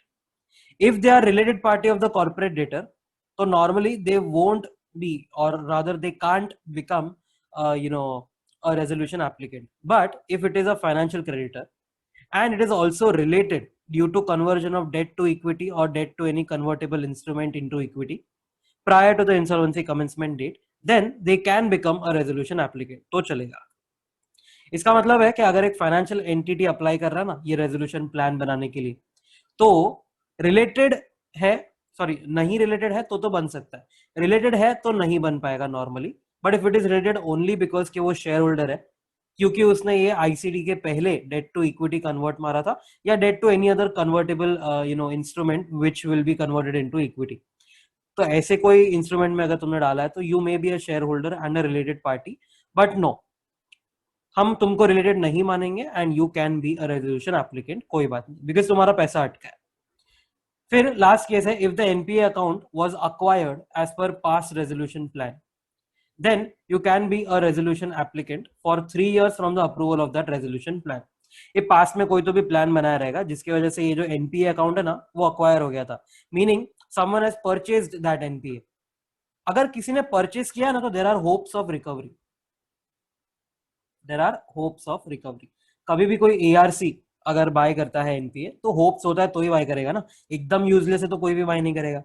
So yes, there are hopes. Okay, no problem. For 3 years, we give you a chance. You can be a resolution applicant. No problem. What is a financial entity? Financial entity is a scheduled bank. फिर ARC Asset Reconstruction Company registered under RBI. AIF Alternative Investment Fund से भी registered होना चाहिए. Any investment vehicle, FII, foreign institution investor, foreign portfolio investor, foreign venture capital investor, और any entity regulated by a foreign central bank. जैसे इधर scheduled bank क्या होता है, आरबीआई से रेगुलेटेड होता है, वैसे बाहर की कोई एंटिटी जो एफसीबी, फॉरेन सेंट्रल बैंक, मतलब कि वहां का कोई सेंट्रल बैंक होगा उससे रेगुलेट होती होगी एनी फॉरेन बैंक। और एनी सिक्योरिटीज मार्केट रेगुलेटर, मतलब कि कोई लिस्टेड एंटिटी होगी बाहर की जिसको securities market regulator, for example SEC, ये रेगुलेट करता है, securities and exchange commission of USA, of jurisdiction outside India. जो भी एफएटीएफ आईओएसको कंप्लायंट कंट्रीज रहेगा ना वही सब, तो वहां की अगर कोई एंटिटी है तो फॉरेन बैंक होगी या कोई बाहर की कोई कंपनी वगैरह होगी, तो यस वो भी एक फाइनेंशियल एंटिटी है। तो ये कभी यूज करोगे, फाइनेंशियल एंटिटी अगर रिलेटेड पार्टी है तो एप्लीकेंट नहीं बन पाएगा, अगर नहीं है तो बन पाएगा, एंड अगर रिलेटेड पार्टी है only because of debt to equity conversion तो भी वो एप्लीकेंट बन पाएगा। फिर आता है एक्सेप्शन.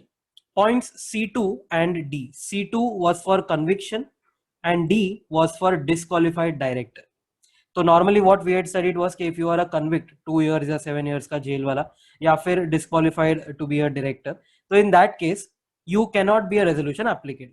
ओके, बट इधर बोला है पॉइंट C2 and D विल नॉट अप्लाई in relation to a connected person under third point. Now what is a connected person? So there are three parts of this definition of connected person. तो ये जो third part है ना, उसमें तुमको C2 and D अप्लाई नहीं करना है. Okay, so will come to that. Before that, ये जो कनेक्टेड पर्सन उसका डेफिनेशन क्या है? तो प्रमोटर और इन मैनेजमेंट और कंट्रोल ऑफ द एप्लीकेंट. मतलब इफ आई एम आरकॉम, तो मेरा promoter manager controller, that is the connected party, या प्रमोटर और इन मैनेजमेंट और in control of the business of corporate debtor during implementation of resolution plan. So basically RCom जो है ना, उसका original promoter था Anil Ambani, but now there is another, let's say another one who is promoting the company or managing or controlling the company during implementation of resolution plan. क्योंकि moratorium हो गया ना, तो अब नए लोग आ गए, तो वो लोग भी मेरे कनेक्टेड पार्टी हो गए. And third, any holding subsidiary associate company और related party of first and second points persons. ये जो है ना, फर्स्ट पर्सन प्रमोटर वगैरह ऑफ द एप्लीकेंट या प्रमोटर वगैरह ऑफ द कॉर्पोरेटर इटसेल्फ, या यहाँ पर होल्डिंग सब्सिडियरी एसोसिएट है, साथ साथ में रिलेटेड पार्टी ऑफ ये दोनों फर्स्ट एंड सेकंड, ये सब लोग कनेक्टेड पर्संस है. ओके, मतलब पूरा आंसर जो हमने पढ़ा ना आईपीएल से लेके एनपीए तक, अगर कोई भी एक पर्सन इनएलिजिबल है, उसका कनेक्टेड पर्सन इनएलिजिबल है, then both can't become resolution applicants. Now ये जो थर्ड पॉइंट वाला कॉन्सेप्ट है, what is this? Third point में कौन कौन आता है पहले वो देख लो. होल्डिंग सब्सिडियरी एसोसिएट और related party of first and second one. Okay, तो C2 and D will not apply in relation to a connected person, जो थर्ड पॉइंट में है. इसका क्या मतलब है? एकदम इजी मीनिंग है. If RCom was convicted then it can't apply, ये अपन ने देखा. अच्छा, अगर आरकॉम कन्विक्टेड है तो उसका प्रमोटर है ना, वो भी can't apply. Okay, because it's a connected person. But जो थर्ड पॉइंट बोलता है ना, थर्ड पॉइंट क्या बोलता है पता है? RCom subsidiary can apply, and ये जो प्रमोटर है उसका रिलेटेड पार्टी जैसे कि promoter's wife can apply. Meaning पूरे आंसर में तुमको ये रूल नहीं लगाना है कि if that connected person is ineligible then I am also ineligible. ये जो C2 एंड D है ना, उसमें कनेक्टेड पर्सन का जो थर्ड पॉइंट है ना, वो एक्सेप्शन में आता है. सो अगर even if there is any ineligibility, but मेरा होल्डिंग सब्सिडियरी एसोसिएट या related party of my two connected persons, ये लोग at least they can apply. Okay, so उनके लिए एक्सेप्शन नहीं डाला है. Alright, how do these resolution applicants get all the information of the corporate debtor to form a plan? ये plan बनाने के लिए इंफॉर्मेशन कहां से मिलेगा? तो आरपी जो है ना, he will prepare information memorandum under section 29. वो इन्फो मेमोरेंडम में सारा डिटेल रहेगा, वो देख के वो जो एप्लीकेंट है वो प्लान बनाएगा. फिर आता है next section 30. Section 30 is regarding submission of the resolution plan. तो ऐसा है, एप्लीकेंट जो है वो आरपी को सबमिट करेगा plan and an affidavit stating that he is eligible under 29A to apply. मतलब कि वही खुद आके बोलेगा कि I am eligible or not. RP को क्या करना है? RP has to examine the plan and confirm that the plan provides for all CIRP cost over all the other payments. CIRP का खर्चा सबसे पहले प्रोवाइड होना चाहिए. Provide for management of affairs of the corporate debtor, implementation and supervision of the plan. कौन implement करेगा, supervise करेगा वगैरह, वो सब प्लान में लिखा हुआ होना चाहिए. It does not contravene any law, ये चेक करना है. And it provides for payment of operation creditor as prescribed by RBI and FCs who do not vote for in the favor of the plan. इसका मतलब क्या है कि भाई तुमने ये जो प्लान बनाया है, वो प्लान में क्या ओसी के लिए प्रोविजन किया है कि उनको अपना पैसा मिलेगा कि नहीं? Yes, okay. क्या एफसी के लिए तुमने प्रोविजन किया है, जो लोग वोट नहीं करने वाले? Because see after this RP के पास आया है, तो आरपी ये सब एग्जामिन कंफर्म करके भेजेगा सीओसी में. सीओसी 66% यस नो करने वाला है. तो जो लोग नहीं वोट करते, क्या उनको भी अपने पैसे मिलेंगे? If yes, okay, then only I will confirm the plan. Also ये जो पेमेंट है ना ओसी एंड एफसी का, it should not be less than 53 का एलिजिबल पेमेंट. 53 में जो भी हायरार्की वगैरह लिखा है उसमें कोई लिमिट डाला है, तो उसके हिसाब से जितना तुमको एलिजिबल है ना पेमेंट, उतना तो मिलना ही चाहिए, not less than that. Otherwise they will say कि चलो लिक्विडिटी कर देते इसको, क्योंकि 53 में ज्यादा मिलेगा. नाउ एक स्पेशल पॉइंट है, usually companies act 2013 mandate share holders approvals for some transactions during implementation of the plan, all approvals are deemed to be given. मतलब तुमको अलग से ना अब शेयर होल्डर वगैरह का अप्रूवल लेना नहीं जरूरत है, अगर ये प्लान में लिखा है तो वो डीम्ड है कि भाई तुम्हारे पास सारे अप्रूवल है। तो कोई ऐसा आके नहीं बोल सकता कि कंपनीज एक्ट को तुमने कॉन्ट्रावीन कर दिया वगैरह, no. Plan must be approved then by 66% of the voting share of the financial creditors. If resolution plan or rather resolution applicant is not eligible because of him being NPA under section 29A, then COC can allow 30 days to him for clearing the dues. मतलब ऊपर जो अपन ने देखा ना कि भाई you should be eligible 29A वगैरह में, तो उसमें एक छोटा एक्सेप्शन डाल दो कि अगर एनपीए का केस है तो सीओसी को रिक्वेस्ट करो 30 दिन के लिए। बट ये जो 30 दिन है, this does not mean CIRP is extended. Time limit तो अभी भी 180 का ही रहेगा, तुमको उसके बीच में ये बिठाना है पूरा का पूरा।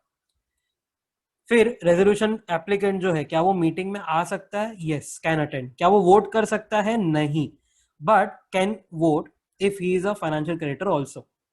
अगर एक फाइनेंशियल क्रेडिटर है, उसी ने रेजोल्यूशन एप्लीकेंट बना है, मतलब उसी ने प्लान दिया है, तो yes of course he can vote because he is FC also ना। And then ultimately RP will submit the plan to the NCLT. फिर आता है section 31, approval of the resolution plan. तो एनसीएलटी अप्रूव करेगा या रिजेक्ट करेगा। Reject किया तो डायरेक्टली लिक्विडेशन, अप्रूव किया तो moratorium will end and RP will forward all the records of CIRP to the NCLT. साथ साथ में you have to implement the plan. अच्छा, RP shall obtain approvals under any other laws to implement the plan। कभी कभार है ना, plan implement करने के लिए तुमको बहुत सारा अलग अलग अप्रूवल वगैरह चाहिए रहेगा, कोई लाइसेंस वगैरह चाहिए रहेगा, जो भी है। Take those approvals within 1 year from NCLT's approval और time specified under those laws whichever is later. तो 1 year है तुम्हारे पास, या जो भी टाइम वो लॉ में लिखा रहेगा विच एवर इज लेटर, उतने टाइम में सारे दूसरे लॉ के अप्रूवल ले लो। फिर नेक्स्ट है, what if the plan includes the provision of combination merger amalgamation वगैरह under section 5 of the competition act 2002। मतलब नॉर्मली जो 1+1=2 होता है, यहाँ पर =2 नहीं बट =5 होता रहेगा, बहुत बड़ा सिनर्जी क्रिएट होता रहेगा, तो कॉम्पिटिशन एक्ट टांग अड़ाएगा। तो बोलता है you must obtain the approval of competition commission of India. You मतलब कौन? Resolution applicant. इसका मतलब क्या है पता है? क्रोनोलॉजी में थोड़ा चेंज हो जाएगा। पहले रेजोल्यूशन एप्लीकेंट जो है वो एलिजिबल होना चाहिए, फिर उसको सीसीआई का अप्रूवल लेके आना है, then COC will approve 66% majority से, and then RP will submit it to the NCLT. उसके बाद section 32 appeal against the NCLT's order approving the plan. तो एनसीएलटी के ऑर्डर के खिलाफ एनसीएलटी में जाना है 30 दिन के अंदर प्लस 15 दिन का extension on the grounds mentioned under section 61 subsection 3। चार ग्राउंड है, if plan contravenes any law or any criteria of IBBI, CIRP costs are not provided in priority, debt owed to operational creditor have not been provided, and material irregularity है in exercise of RP's power। ये चार चीजें हैं, कोई भी एक में follow होता है तो यहाँ पर अपील अलाउड है। फाइनली एट द एंड क्या होने वाला है? तो finally the plan whichever the plan is submitted to the NCLT and NCLT approves it, तो उसको implement करेंगे। अगर NCLT reject करता है तो liquidation हो जाएगा। अच्छा, प्लान दिया ही नहीं तो क्या? तो ऑफ कोर्स लिक्विडेशन हो जाएगा। एंड यही केस में NCLT के साथ NCLT भी डाल दो। मतलब अगर NCLT ने लेट्स से रिजेक्ट किया बट NCLT ने अप्रूव कर दिया, तो again you can implement that. Okay, and अगर दोनों ने रिजेक्ट किया तो ऑफ कोर्स लिक्विडेशन। आगे एक और है, सुप्रीम कोर्ट में भी जा सकते हो, तो अगेन वही सेम चीज, सुप्रीम कोर्ट एक्सेप्ट करता है तो इंप्लीमेंट, नहीं तो लिक्विडेशन। 33 बोलता है initiation of liquidation. NCLT does not receive the plan before the expiry. अच्छा, एक्सपायरी जो है वो दो केस में हो सकता है, सीआईआरपी अंडर सेक्शन 12 या FT CIRP under section 56। Fast track CIRP भी हो सकता है, सादा सीआईआरपी भी हो सकता है। दोनों का जो भी टाइम लिमिट दिया रहेगा, वो टाइम लिमिट के पहले अगर एनसीएलटी को नहीं मिला तो liquidation. NCLT rejects the plan under 31 तो liquidation। If COC makes a decision by 66% voting share to liquidate the corporate debtor, मतलब ये लोग ही सामने से आके बोलते हैं प्लीज लिक्विडेट, तो ऑफ कोर्स 66 लोगों ने हाँ बोला है, 66 लोग नहीं, रादर 66% ऑफ वोटिंग शेयर वालों ने हाँ बोला है, तो यू कैन लिक्विडेट। कभी से? तो any time from COC constitution before the confirmation of the plan. You have the time कि भाई इतने टाइम के अंदर तुम इसको रिजॉल्व कर दो कि we want to liquidate. And when a person other than corporate debtor whose interest is affected when CD contravenes the plan makes an application at the NCLT, तब वो liquidate होगा। जैसे एग्जांपल देखा अपन ने, आरकॉम जो है, RCom is a corporate debtor, उसका resolution plan जो है ना वो बन चुका है। प्लान में लिखा है कि it cannot use penetration pricing, penetration pricing use नहीं कर सकता, बट उसने क्या किया, कॉन्ट्रावीन किया, उसने ये प्राइसिंग जो है ना वो यूज कर लिया। तो वोडाफोन आइडिया जो है ना उसका इंटरेस्ट अफेक्ट हो गया। वोडाफोन आइडिया का इंटरेस्ट अफेक्ट हुआ तो वो जाएगा एनसीएलटी में और बोलेगा प्लीज लिक्विडेट आरकॉम, तो वो लिक्विडेट हो सकता है। उसके बाद होता है NCLT passes the liquidation order. When NCLT passes the liquidation order, moratorium is imposed on proceedings against the CD. मतलब no one can sue the corporate debtor. But क्या उल्टा पॉसिबल है? हाँ, but legal proceedings can be instituted by the liquidator on behalf of corporate debtor with prior approval of NCLT.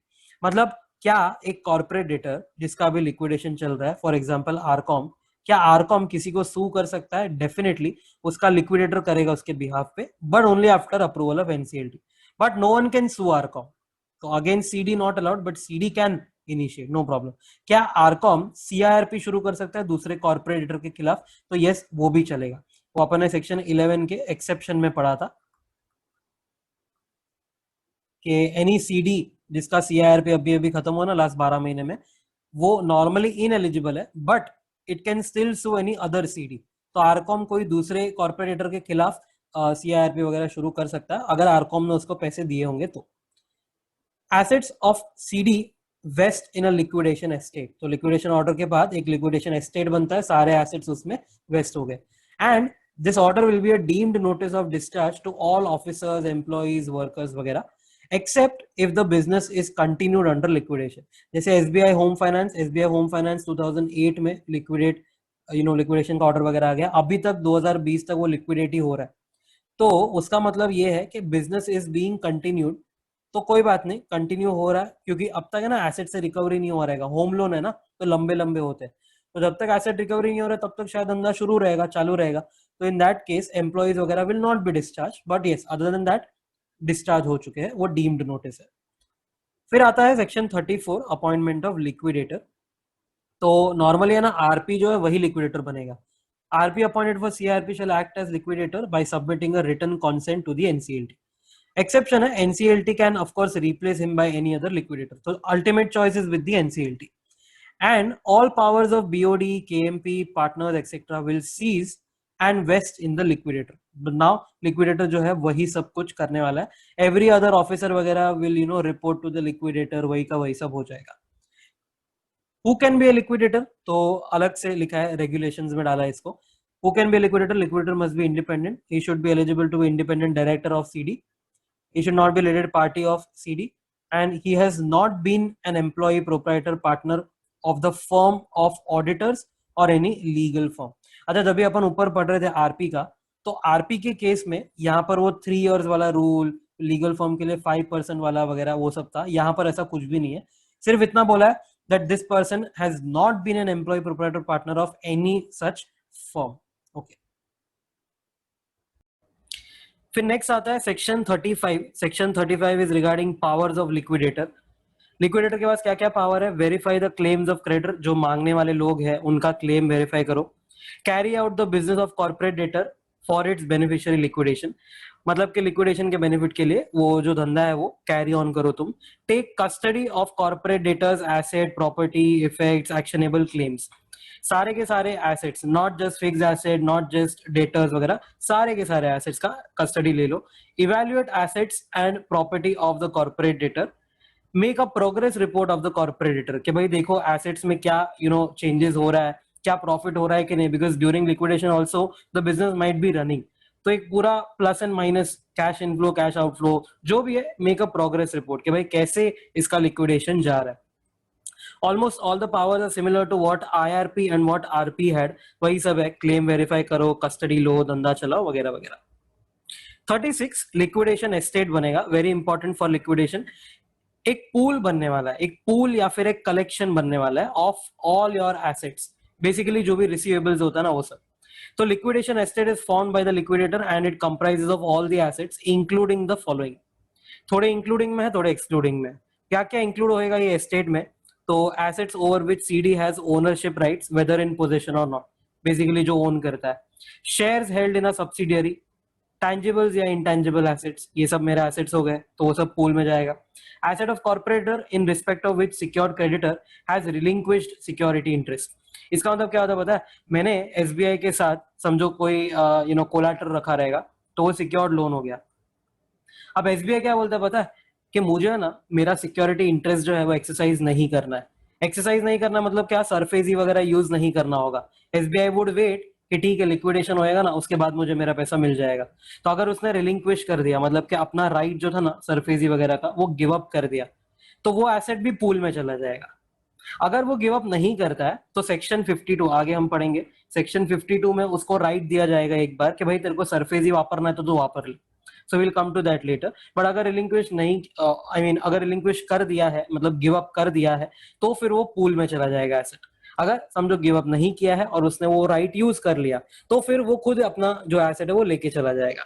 Okay, तो वो pool में नहीं आएगा. फिर assets subject to determination of ownership by a court etcetera. तो कभी कभार dispute वगैरह में होता है हु इज द ओनर, तो ऐसे assets but subject to determination कि भाई अगर कोर्ट ने बोला तो ही वो पूल में आएगा. Assets or their value recovered through proceedings for avoidance of transactions. FUPE करके है, fraudulent, undervalued, preferential and extortionate credit transaction. उसके हिसाब से तुम एनसीएलटी में जाते हो, उसको रिवर्स वगैरह वगैरह करवाने का ट्राई करते हो, तो जो भी एसेट्स या वैल्यू रिकवर हुआ वो FUPE के रिवर्सल वगैरह से वो भी पूल में आ जाएगा.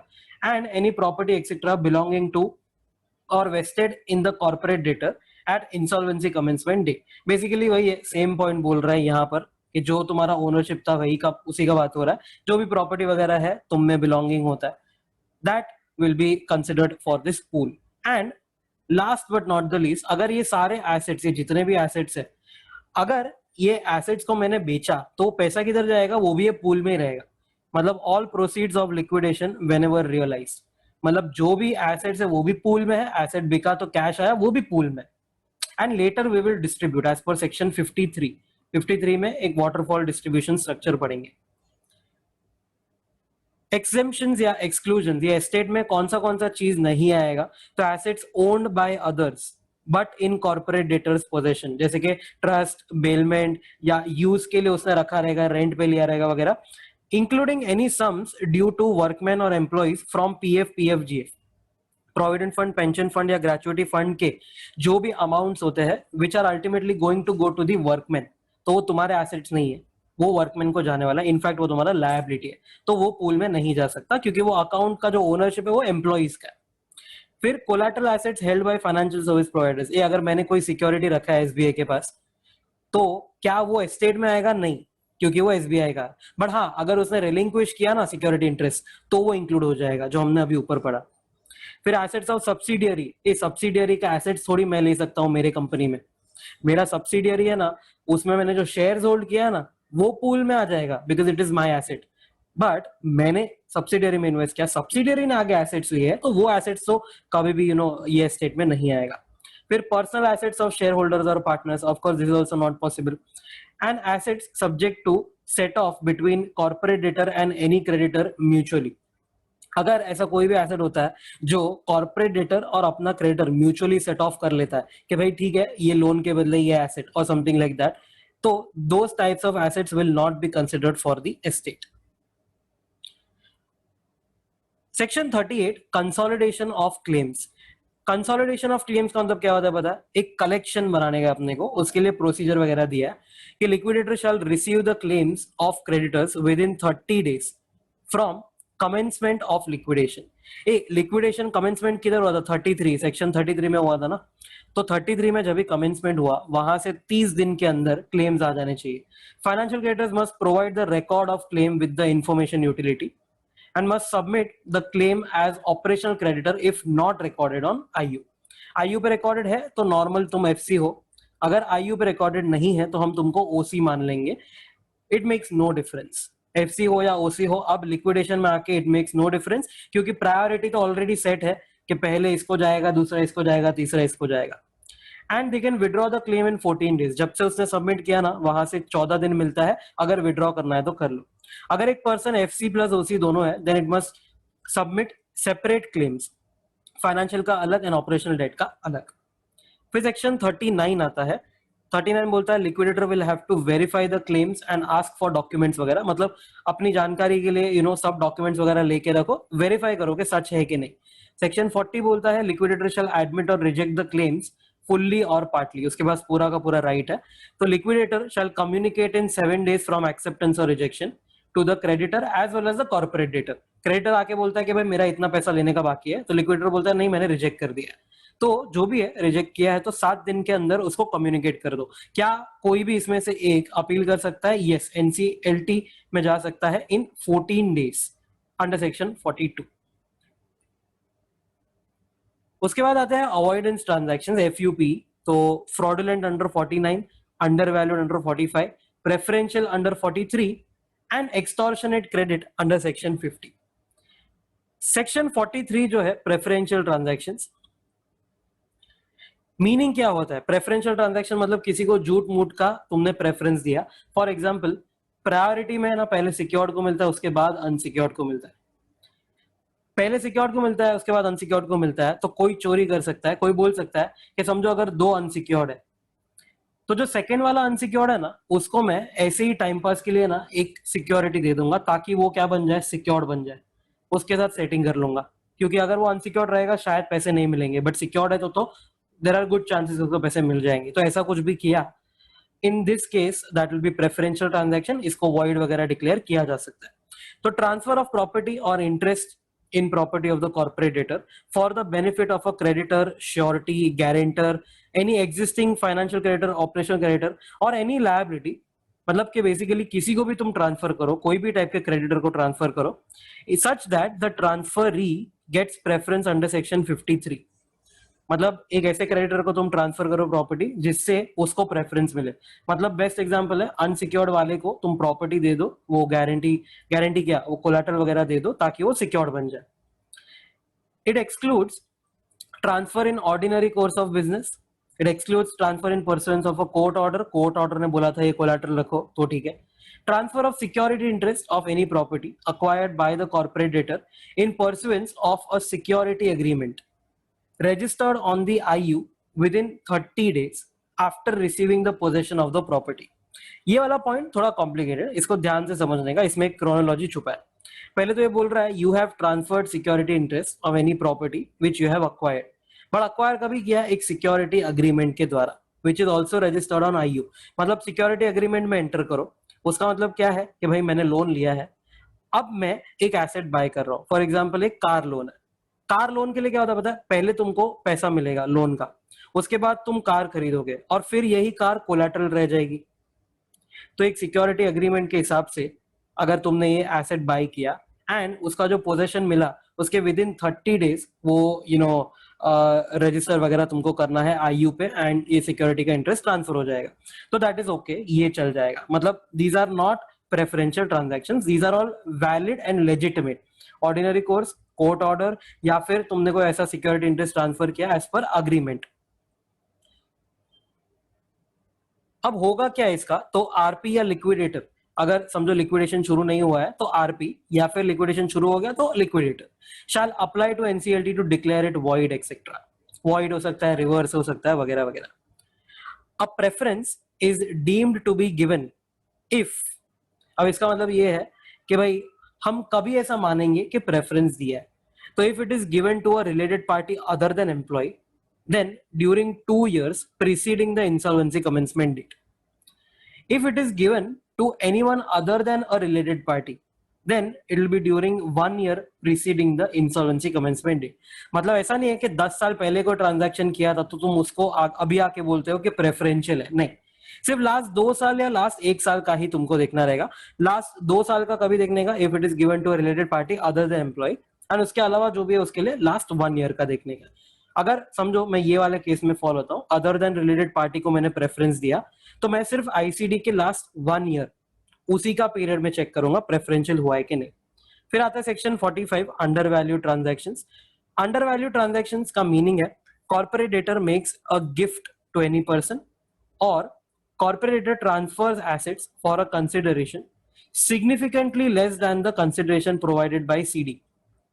मतलब in short selling price is less then cost. CD ने जो कंसिडरेशन दिया था ना बाय करते टाइम, उससे भी कम है selling price. And it will exclude ordinary course of business वाले ट्रांजैक्शन, जो तुम्हारा गुड्स वगैरह जो रहता है ना उसको एक्सक्लूड कर देना।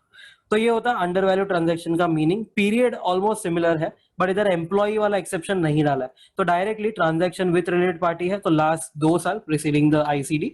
अगर अदर देन रिलेटेड पार्टी को तुमने प्रेफरेंस दिया रहेगा तो during 1 year preceding the ICD.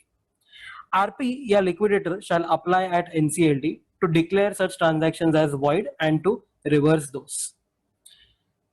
अब इधर एक मस्त पॉइंट डाला है कि अगर इन्होंने आरपी या लिक्विडेटर जो भी है अगर इन्होंने रिपोर्ट नहीं किया तो क्या होएगा, देन द क्रेडिटर और a member or a partner of corporate debtor can apply at the NCLT. If NCLT is satisfied that undervalued transaction has occurred and liquidator or RP had sufficient info but did not report, तो अब इनका case लेगा। तो NCLT क्या करेगा, NCLT shall declare the transaction as void and reverse the effects। ये तो ठीक है, ये तो होने ही वाला था, बट साथ साथ में it will ask IBBI to initiate disciplinary proceedings against the RP or liquidator। शायद उसके पास जो क्वालिफिकेशन है ना आईपी का, इंसॉल्वेंसी प्रोफेशनल का, शायद वो छीन लिया जाएगा, तो उसके खिलाफ जो भी है प्रोसीडिंग्स वगैरह रखी जाएगी। उसके बाद आते सेक्शन 49 ट्रांजैक्शंस डिफ्रॉडिंग द क्रेडिटर्स। अगर तुमने कोई भी टाइप का फ्रॉड किया अपने क्रेडिटर्स के साथ तो वो हो जाएगा। NCLT shall restore the fraudulent transaction and NCLT shall make an order to protect the interest of victims of such transactions. ठीक है, नॉट दैट इंपॉर्टेंट, कोई भी टाइप का फ्रॉड हुआ तो एनसीएलटी के पास जाओ, वो रिस्टोर कर देगा एंड तुम्हारे सेफ्टी के लिए ऑर्डर पास करेगा। However any order shall not affect an interest in a property that was acquired from a person other than corporate debtor in good faith for value without notice of the circumstances। Example, corporate debtor ने ना एक property अपने director को दिया, director ने वो property जो है वो मिस्टर एक्स को बेच दिया। ये जो प्रॉपर्टी रहेगा ना probably that is some fraudulent property. Corporate debtor ने जो डायरेक्टर को दिया ना वो फ्रॉडुलेंट प्रॉपर्टी रहेगा, उसमें कुछ जोल रहेगा। तो अगर मिस्टर एक्स ने डायरेक्टर से खरीदा, उसका मतलब क्या है कि it was acquired from a person other than corporate debtor. X ने डायरेक्टर से लिया ना, कॉर्पोरेट डेटर से नहीं लिया। तो इन दिस केस इसका टाइटल जो है ना it will be good if x did not know about the fraud. If x had paid the value and good faith में लिया था तो फिर वो क्या हो जाएगा, this the title won't be affected. Any order shall not require a person who received a benefit in a transaction in good faith for value without notice of circumstances to pay any sum except when he was a party to fraud। वही same चीज बोल रहा है कि अगर किसी को benefit मिला ना ये ट्रांजैक्शन में और वो भी एक गुड फेथ में हुआ था, मतलब कि तुमने एकदम इनोसेंस दिखा के तुमने कुछ तो भी ये ट्रांजैक्शन इंकर वगैरह किया रहेगा एंड बाद में तुमको समझो कोई बेनिफिट मिला, कोई तो भी पैसा मिला तुमको and you did not know कि ये फ्रॉड है, तो it is okay, we won't ask for that money from you। जैसे फॉर एग्जांपल यही जो मिस्टर एक्स है ना उसने फ्रॉडुलेंट प्रॉपर्टी अब मिस्टर वाई को बेच दी, तो इन दिस केस एक्स को कुछ तो बेनिफिट प्रॉफिट वगैरह हुआ रहेगा, वो प्रॉफिट एनसीएलटी मांगेगा नहीं तुमसे because you did not know कि कोई फ्रॉड हो रहा था। फिर आता सेक्शन 50।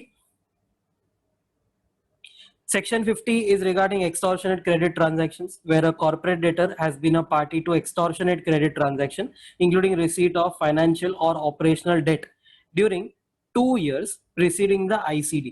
इसका मतलब क्या होता है पता है, नॉर्मली होता है कोअर्जन या एक्सटॉर्शन, जबरदस्ती से अगर तुम किसी ने तुमको लोन दिया है तो in that case if you are in receipt of that loan during last 2 years, ICD के पहले लास्ट 2 साल, then the RP or liquidator shall make an application at NCLT to declare it void etc.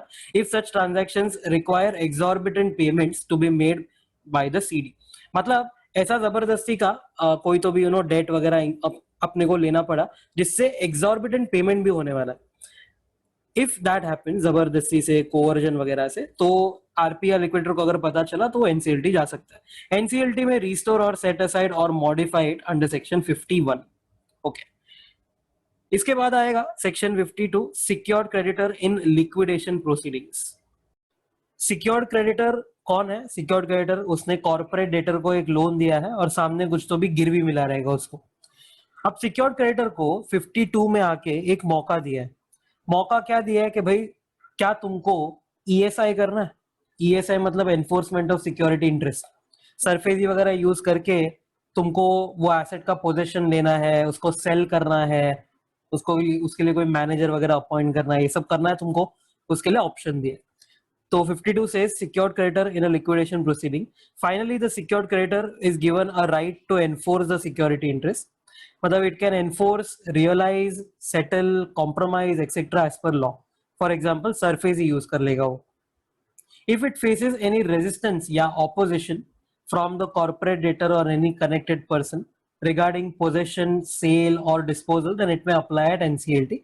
NCLT फिर उनके खिलाफ action ले लेगा, because ultimately इसका right बनता है ना ESI का, तो उसको हमने राइट दिया, if you wants to exercise no one can stop you.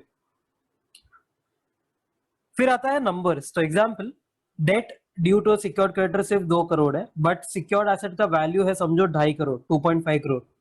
Then ESI is yielding a surplus, तो ये जो ऊपर 50 लाख का सरप्लस है उसका क्या करने का, tender the surplus to the liquidator. Liquidator को थमा दो, because it is not yours, that will go to the estate and then ultimately it will be used to repay the liabilities. अगर 1.9 करोड़ निकला तो 2 करोड़ का मेरा डेट है, बट सिक्योर्ड एसेट का value is only 1.9 crore for example, then realisation is not adequate. तो will you get that जो inadequate 10 lakh जो बचा है, नेगेटिव में डाल देता हूं, अगर 10 लाख जो है नेगेटिव, क्या तुमको वापस मिलेगा? तो yes, unpaid debt will be paid as per section 53 rank 5। Normally secured creditor को सेकंड रैंक मिलता है, बट अगर उसने एनफोर्स कर लिया राइट और फिर कुछ अनपेड है तो रैंक 5 में चला जाएगा वो। ऑल्सो जब भी उसको ये पैसे मिलने वाले हैं, ये 2.5 करोड़ या 1.9 करोड़, उसमें से ना CIRP कॉस्ट का शेयर जो रहेगा ना, वो चला जाएगा लिक्विडेटर को।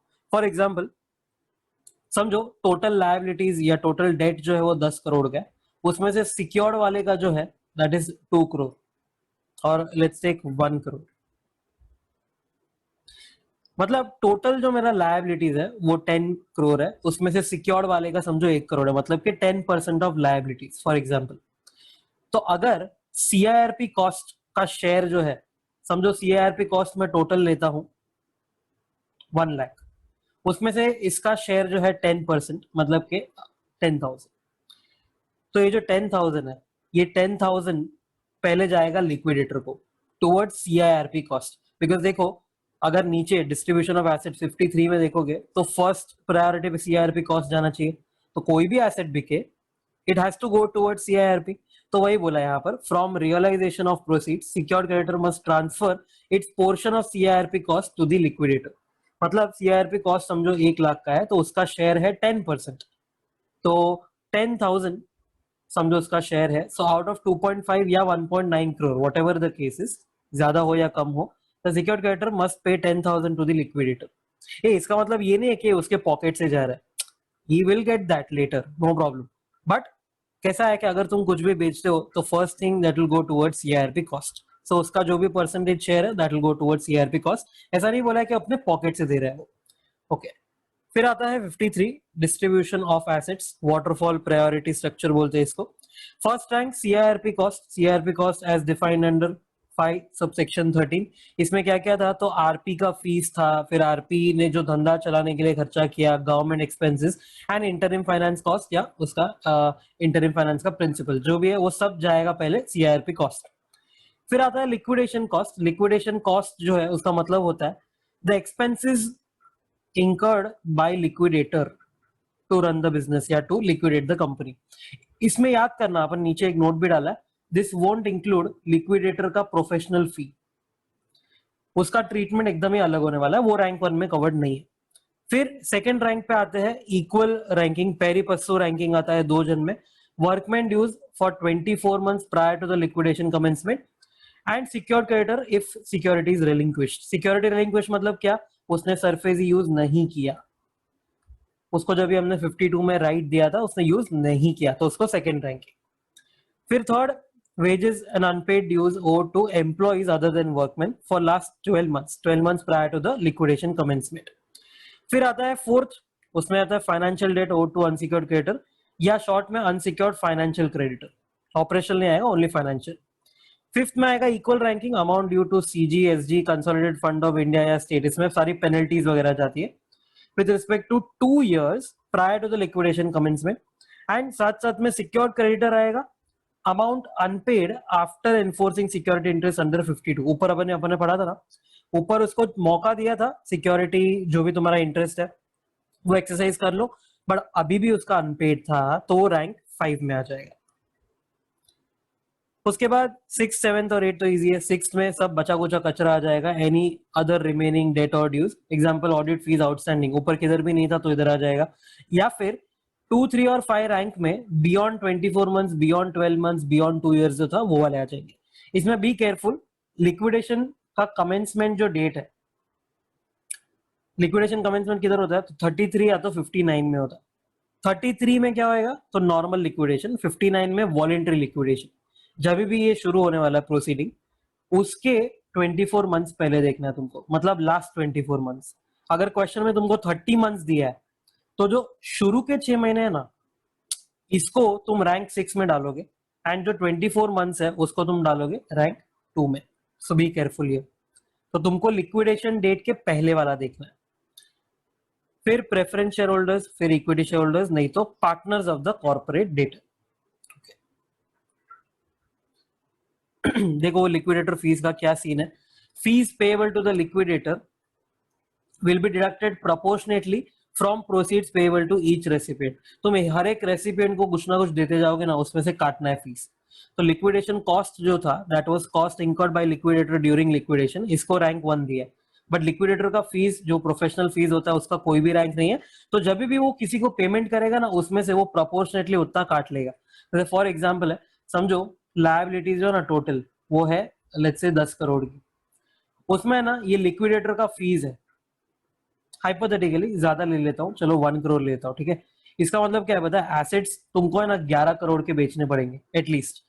एंड जैसे ही तुम पेमेंट करते जाओगे ना एक एक लायबिलिटी को, उतना ये लिक्विडेटर का समझो 10% आ रहा है ना ऑफ लायबिलिटी, तो हर एक लायबिलिटी पे करते टाइम उतना एक्सेस प्रोविजन होना चाहिए। फॉर एग्जाम्पल अगर मैं किसी को फॉर एग्जाम्पल समझो 10 लाख पे कर रहा हूँ, तो 10 लाख में से ना 1 लाख मेरा है लिक्विडेटर का है, तो तुम ट्राई करो कि तुम 11 लाख कलेक्ट करो एसेट से, उसमें से 10 लाख जो है वो सामने दे दो क्रेडिटर को, और 1 लाख जो है लिक्विडेटर का फीस हो जाएगा ऐसे, तो प्रोपोर्शनली उसको काट के देना पड़ेगा। इक्वल रैंक वालों के लिए रूल है, पेरी पस्सू जिधर भी अपन ने पढ़ा, you have to pay full if there is a sufficient amount. अगर वर्कमैन और सिक्योर्ड क्रेडिटर दोनों है, वो दोनों को चुकाने के लिए if you have a sufficient amount दोनों को पे कर दो, बट यू हैव टू पे in equal proportions if it is insufficient.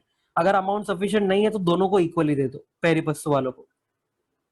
For your information, workman dues मतलब 326 of companies act 2013 winding up chapter में। फिर 54 डिसोल्यूशन। देखो डिसोल्यूशन का मतलब क्या होता है, तो ये लास्ट स्टेप हो गया, डिसोल्यूशन पे खत्म होता है तुम्हारा कंपनी। 54 बोलता है liquidator will apply for dissolution after the assets are fully liquidated. Assets वगैरह बेच दिए, लायबिलिटीज रीपे हो गई, अब डिसोल्यूशन के लिए अप्लाई करो एनसीएलटी में। NCLT will pass a dissolution order and forward it in 7 days to the registrar. ROC के पास चला जाएगा, फिर आरओसी उसका नाम स्ट्राइक ऑफ कर देगा। फिर आता है 55 fast track CIRP, FT CIRP बोलेंगे इसको शॉर्ट में। एफटी सीआईआरपी का मतलब क्या होता है, तो ऑलमोस्ट सब कुछ सेम है, सिर्फ दो चीज अलग है, who can apply and time limit, ये दोनों चीज मेनली अलग है। तो देखो फास्ट ट्रैक सीआईआरपी जो है ऑफ सर्टन कॉर्पोरेट डेटर, सबको नहीं मिलेगा मौका, सिर्फ 3 टाइप के लोगों को मिलेगा। This is section 55 read with CG का नोटिफिकेशन है 14/6/17 का। तो किसको अलाउड है FTCIRP, small company under section 2 subsection 85 of companies act. फिर startup other than a firm defined by ministry of commerce and industry, तो ये अपन ने इनकम टैक्स वगैरह में भी देखा रहेगा, तो वही सेम है स्टार्टअप ईसीबी वाले चैप्टर में भी देखा था। तो अदर देन फर्म चाहिए, कंपनी और एलपी रहेगा ना तो चलेगा। फिर unlisted company with total assets up to 1 crore as per last years financial statement. Last year का जो फाइनेंशियल स्टेटमेंट रहेगा उसमें एसेट चेक करो, अगर अप टू 1 करोड़ है मतलब छोटा कंपनी है, कोई बात नहीं, इसको फास्ट ट्रैक में आने दो।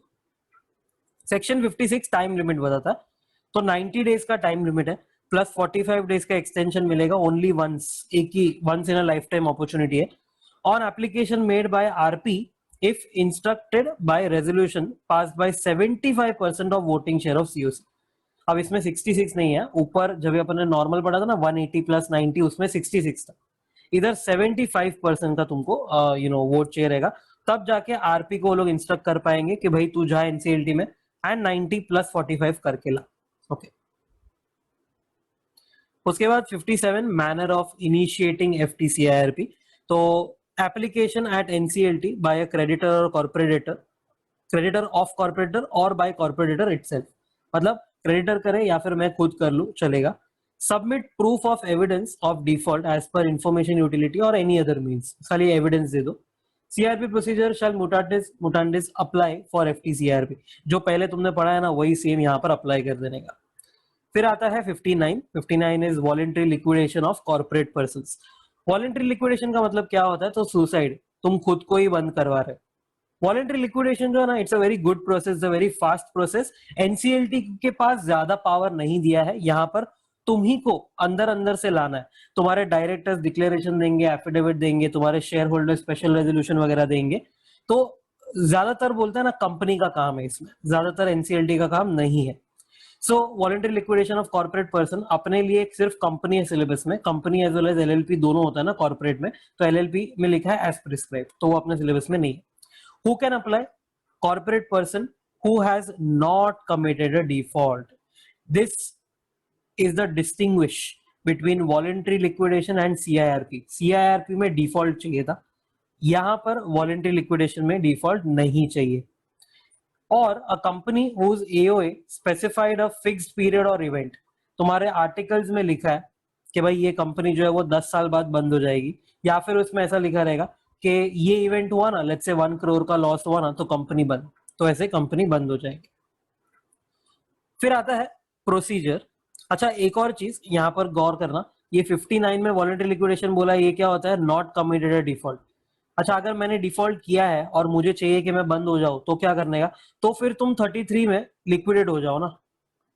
33 में लिक्विडेट कैसे होते हैं, तो तुम खुद के खिलाफ सीआईआरपी शुरू करो अंडर सेक्शन 10, खुद ही के खिलाफ तुम कर सकते हो ना। कॉर्पोरेट डेटर जो है उसको अलाउ किया है, तो कॉर्पोरेटर अगर डिफॉल्ट किया तो वो खुद ही के अगेंस्ट क्या कर लेगा, एनसीएलटी में फाइल कर देगा एप्लीकेशन, और उसके बाद उसको लिक्विडेट होना है तो 33 में लिक्विडेट हो जाएगा। तो रेजोल्यूशन प्लान अगर बनता है तो ठीक है, नहीं तो फिर सीओसी वालों को बोलो, 66% वालों को बोलो कि भाई लिक्विडेट कर दो, तो वो भी चलेगा। या फिर तुम 59 में हो अगर डिफॉल्ट नहीं किया। So these are some connecting points. Procedure क्या है, तो declaration from majority of directors plus affidavit लगेगा which states that they have made full inquiry into the affairs of the company and formed an opinion कि either the company has no debt, नहीं तो फिर date है तो dates will be repaid fully from the proceeds of assets to be sold in liquidation। Debt है ही नहीं या तो फिर है तो लिक्विडेशन के एसेट्स बेच के पे हो जाएगा, इसका फुल इंक्वायरी तुमने किया है। And company is not being liquidated to defraud anyone, किसी के साथ फ्रॉड करने का अपना पर्पस नहीं है, ये भी लिख के दे दो। अटैच डॉक्यूमेंट्स विथ डिक्लेरेशन, क्या क्या डॉक्यूमेंट अटैच करोगे, audited financial statement and record of business operations of the company for last 2 years और period since incorporation whichever is letter.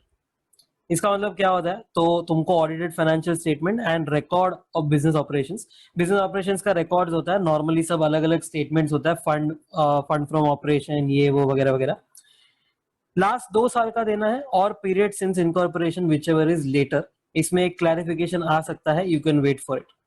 Valuation report of assets of the company prepared by the registered valuer.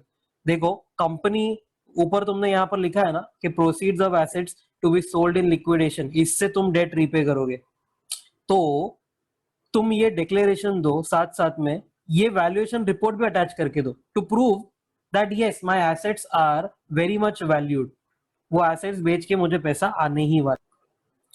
तो within 4 weeks of declaration there shall be special resolution passed in general meeting requiring voluntary liquidation plus appointment of insolvency professional to act as liquidator। नहीं तो फिर एक ordinary resolution लगेगा pass that GM requiring liquidation due to fixed duration और event in AOA. AOA ने बोला रहेगा कि कोई फिक्स ड्यूरेशन या कोई फिक्स या not fix but any event कुछ हुआ तो लिक्विडेट हो जाएगा, plus appointing IPS liquidator. SR नहीं तो ओआर लगेगा। अच्छा अगर कोई क्रेडिटर है तुम्हारे बुक्स पे, समझो तुमने किसी से लोन लिया है, तो within 7 days from the above SR और OR, creditors of the company representing 2/3 in value of debt must approve the SR और ओआर। मतलब डिक्लेरेशन से 4 week में ओआर एसआर, उसके बाद 7 दिन के अंदर क्रेडिटर का अप्रूवल, उसके भी बाद 7 दिन में, उसके बाद मतलब क्या, पासिंग एसआर और ओआर, और क्रेडिटर्स अप्रूवल इफ एनी, अगर क्रेडिटर्स है तो उनका अप्रूवल लेने के बाद 7 दिन है तुम्हारे पास, company must notify ROC and IVVA, ये दोनों को नोटिफाई कर दो कि भाई देखो हमने रेजोल्यूशन पास किया for voluntary liquidation. When will liquidation commence, तो उसका डेट रहेगा डेट ऑफ एसआर और OR subject to creditors approval, मतलब उन्होंने अप्रूव किया तो यस एसआर ओआर का जो डेट है that is the liquidation commencement date. Approve नहीं किया तो फिर लिक्विडेशन हो ही नहीं सकता। एंड देन 35 से लेके 53 विल अगेन अप्लाई, जो सेम अपन ने पहले पढ़ा था वही। उसके बाद post binding up and liquidation of assets, मतलब एसेट्स वगैरह बेच दिए, लायबिलिटीज रीपे हो गई, liquidator will now apply for dissolution of the company at NCLT. Finally अब जाके वो एनसीएलटी जाएगा वॉलंटरी लिक्विडेशन में। सीआईआरपी में एनसीएलटी फर्स्ट स्टेप में आता था, बट वॉलंटरी लिक्विडेशन में वो लास्ट स्टेप में आ रहा है। फिर एनसीएलटी ऑर्डर पास करके देगा कंपनी को, और कंपनी 14 डेज के अंदर फ्रॉम रिसीट ऑफ ऑर्डर ये ऑर्डर फॉरवर्ड कर देगा आरओसी को, and then ROC strike off कर देगा उसका नाम। स्टडी मटेरियल से दो important definition, related party and financial debt, वो देख लेना। उसके बाद अमेंडमेंट है एनबीएफसी का। तो पहले क्या होता था ओल्डर लॉ में कि अगर NBFC is engage only in financial service वाला बिजनेस, तो आईबीसी उसके खिलाफ यूज नहीं कर पाते थे। बट अगर वो अदर बिजनेस में भी था, financial service plus other business, तो आईबीसी यूज कर सकते हैं उसके खिलाफ। बट न्यू लॉ सेज कि सीआईआरपी ऑफ एनी एनबीएफसी और housing finance company with assets of at least 500 crore as per latest audited balance sheet, latest audited balance sheet वगैरह, मतलब 31 मार्च का रहेगा normally. IBC plus rules you can apply, मतलब you can sue any NBFC now. ये बहुत important है, मतलब कोई भी एनबीएफसी को कर सकते हो, उसका धंधा वगैरह गया भाड़ में। एनी एनबीएफसी और हाउसिंग फाइनेंस कंपनी जिसका, ये बहुत इंपॉर्टेंट है, एसेट्स 500 करोड़ एटलीस्ट होना ही चाहिए। मतलब अगर समझो 1-2 करोड़ का एसेट्स है तो you can't sue that NBFC. उसके बाद new section 32A overrides IBC and all the other laws. 32A बोलता है, बिफोर रीडिंग, 32A बोलता है कि अगर एक रेजोल्यूशन प्लान अप्रूव हुआ है बाय एनसीएलटी एंड ये जो कॉर्पोरेट डेटर है ना उसका मैनेजमेंट और कंट्रोल शिफ्ट हो रहा है या चेंज हो रहा है, तो if you give the management और control in hands of a person who is an outsider और to a person who is not an offender, मतलब कि जोलर नहीं है, इसका मतलब क्या है, सेफ हैंड्स में दिया अगर, तो ये जो इंसॉल्वेंसी कमेंसमेंट डेट के पहले कोई भी क्राइम या ऑफेंस हुआ रहेगा ना कंपनी के द्वारा, तो कंपनी को हम लायबिलिटी से मुक्त कर देंगे, माफ कर देंगे। ओके तो देखो, इफ चेंज ऑफ मैनेजमेंट और control of the corporator is to a person other than promoter, other than manager or controller, other than related party, and other than a person with respect to whom investigating authority has a reason to believe that he abetted or conspired commission of any offense and has filed a report or complaint at court वगैरह। मतलब एक ऐसे person को तुम नहीं दोगे जिसके खिलाफ इन्वेस्टिगेशन या कोई ऑफेंस के लिए इंक्वायरी वगैरह चलती होगी। Basically other than offender, other than promoter वगैरह, मतलब के आउटसाइडर को दो ये कंपनी अब, या कोई सेफ हैंड्स में दो तुम ये कंपनी को, अगर ये तुमने किया then what will happen? So then liability of the corporate debtor for offense committed before insolvency commencement date will cease, मतलब no prosecution can be made now। But क्या ये तो आर्टिफिशियल पर्सन है कॉर्पोरेट डेटर, बट क्या natural person जो इसके पीछे थे क्या हम उनको प्रोसिक्यूट कर सकते हैं? Of course. तो however the following shall still be liable if they were directly or indirectly a part of offense committed by the corporate debtor। कौन कौन? Designated partner of LLP, officer in default रहेगा company का, person in charge of the corporate debtors business, इसको हम बोलते हैं corporate wheel lifted. मतलब इनको अगर इन्होंने कोई झोल किया है तो definitely they will be liable, but company का लायबिलिटी हम माफ कर देंगे because now the company is in safe hands, तो उसको एक सेकंड चांस दिया है, शेयर होल्डर्स का पैसा वगैरह बर्बाद ना हो इसके लिए उसको पेनल्टी वगैरह नहीं लगाएंगे। देन सेकंड ऑल्सो कि अगर तुमने आउटसाइडर को दिया या सेफ हैंड्स में दिया, देन नो एक्शन, मतलब कि attachment, seizure, confiscation etcetera can be taken against property of the corporate debtor with respect to offence committed before ICD. समझो बिफोर आईसीडी कोई तो भी ऑफेंस करके, मनी लॉन्ड्रिंग करके या जो भी करके, प्रमोटर्स ने ना कंपनी के नाम पे एक प्रॉपर्टी ले लिया, अब वो प्रॉपर्टी जो है वो ब्लैक मनी का रहेगा, तो it can be very well attached, seized and confiscated, but उसको नहीं करेंगे। अगर ये जो प्रॉपर्टी है वो किसको गई है, ये property has gone to any outsider और नॉट प्रॉपर्टी बट कंट्रोल और management has gone to any outsider और इन सेफ हैंड्स। तो ये प्रॉपर्टी को हम अटैच नहीं करेंगे. However, if liquidation assets are sold to the promoter, manager, controller, related party or any offender, मतलब के other than outsider, other than safe hands, मतलब डेंजर लोगों को अगर तुमने दिया है तो भाई हम एक्शन ले सकते हैं. तो फिर ये जो प्रॉपर्टी है वो सीज हो जाएगी, अटैच हो जाएगी, सब हो जाएगा. Okay, this was IBC.